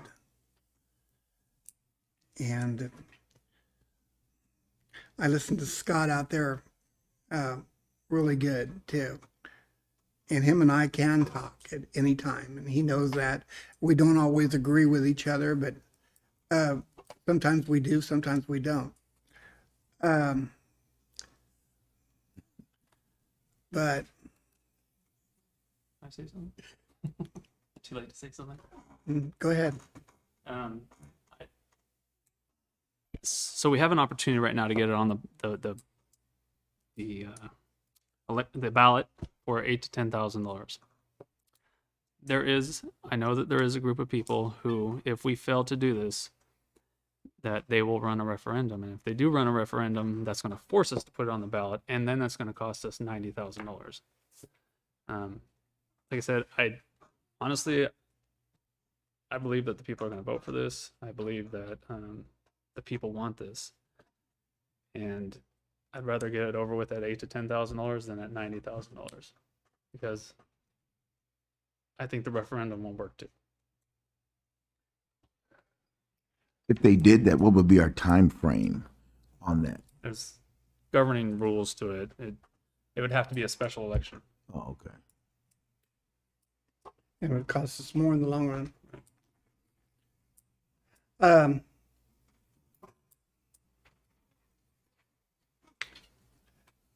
hate to say this, but I didn't know about the referendum, that they were going to do that. I mean, I wish that would have been brought up earlier. I feel that if I vote no, I feel like that's a threat to me. If I do vote no. Sorry, But I'm not. No, I'm not. No, No, let me finish though. Let me finish. I'm not caught saying that. But I'm not going to take it as a threat. I'm telling you. I could take it as a threat. If I don't vote this, because I have the deciding vote.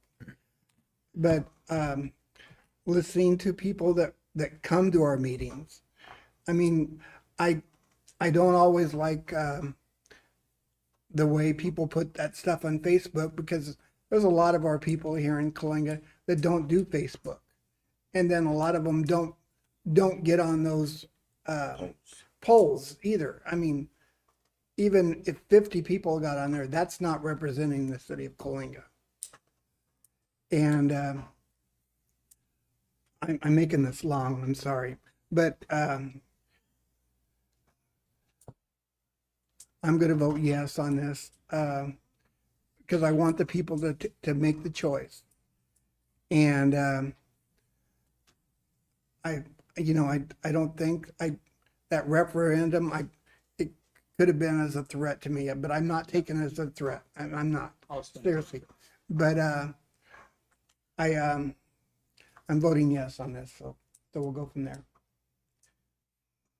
So that's it then. Okay. Gotcha. Okay, so motion approved. Okay.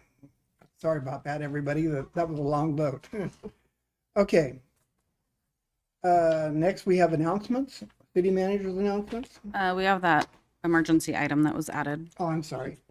So 6.3, the title of it is authorize mayor to sign a resolution to be drafted by the city attorney to consolidate any city election with a special statewide election on September 14th. I just need a motion for that. And the city attorney is going to be drafting that tomorrow. We only have 4 days to get it into the county to get it on this election. And so this item would direct the city attorney to draft that resolution, and then the mayor would need to come in tomorrow to sign it. Do I have a motion? I'll make the motion. I'll second. Been motion and seconded by Councilman Atkinson, seconded by Mayor Pro Tem Singleton. Roll call, please. Councilman Atkinson, Aye. Mayor Pro Tem Singleton, Aye. Councilman Horn, Aye. Councilman Ramirez, Aye. Mayor Ramsey. Vote aye. Okay, announcements, city manager's announcements.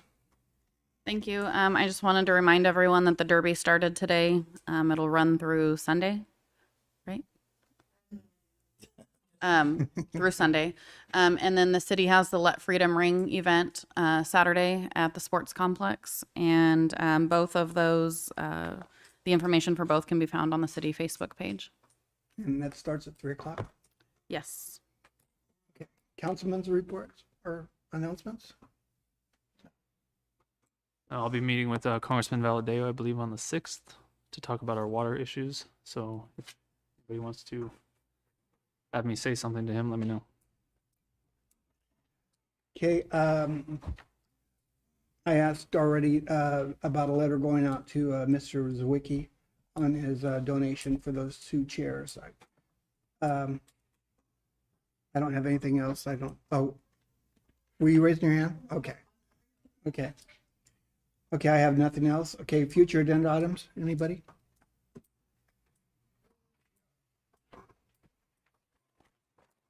About the future construction, not the current construction of the pools and the filling, but future construction for at least the next 6 months be put on hold, all permits. So that way we can kind of save on some of the water, because they're not only using it to, when they're digging, they're also using it to pack the dirt and get everything set, and also the cement work. Got it. For 6 months? If we're going to be stuck till February, we need to hold off until February, just to make sure. Each So that- pool is 30 to 50,000 gallons, So that's just pools? just swimming pools. Just, okay. Because I thought you said building permits. So No. I was thinking. No, oh yeah, my yeah, God, for building swimming pools. swimming pools, okay. Hey, just for pools, okay. That's fine. Anybody else? Can we have maintenance check some of the sprinklers that are shooting out to the street Where at? by the gym, by Tropicana, that little section?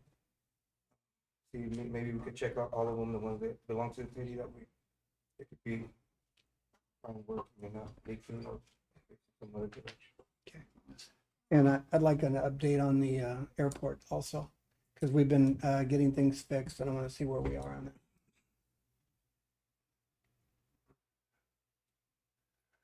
Okay, we're going to go into closed session if there's nothing else. Conference with labor negotiations, government code 54957.6, city negotiators, city manager Marissa Trejo, city attorney Mario Zamora, employer organization, Kalinga Police Officers Association, and general employees, International Association of Firefighters and Non-Representative Employees. Will there be any reports tonight? No. No reports. Okay, that's it. Thank you. Thanks everybody for coming.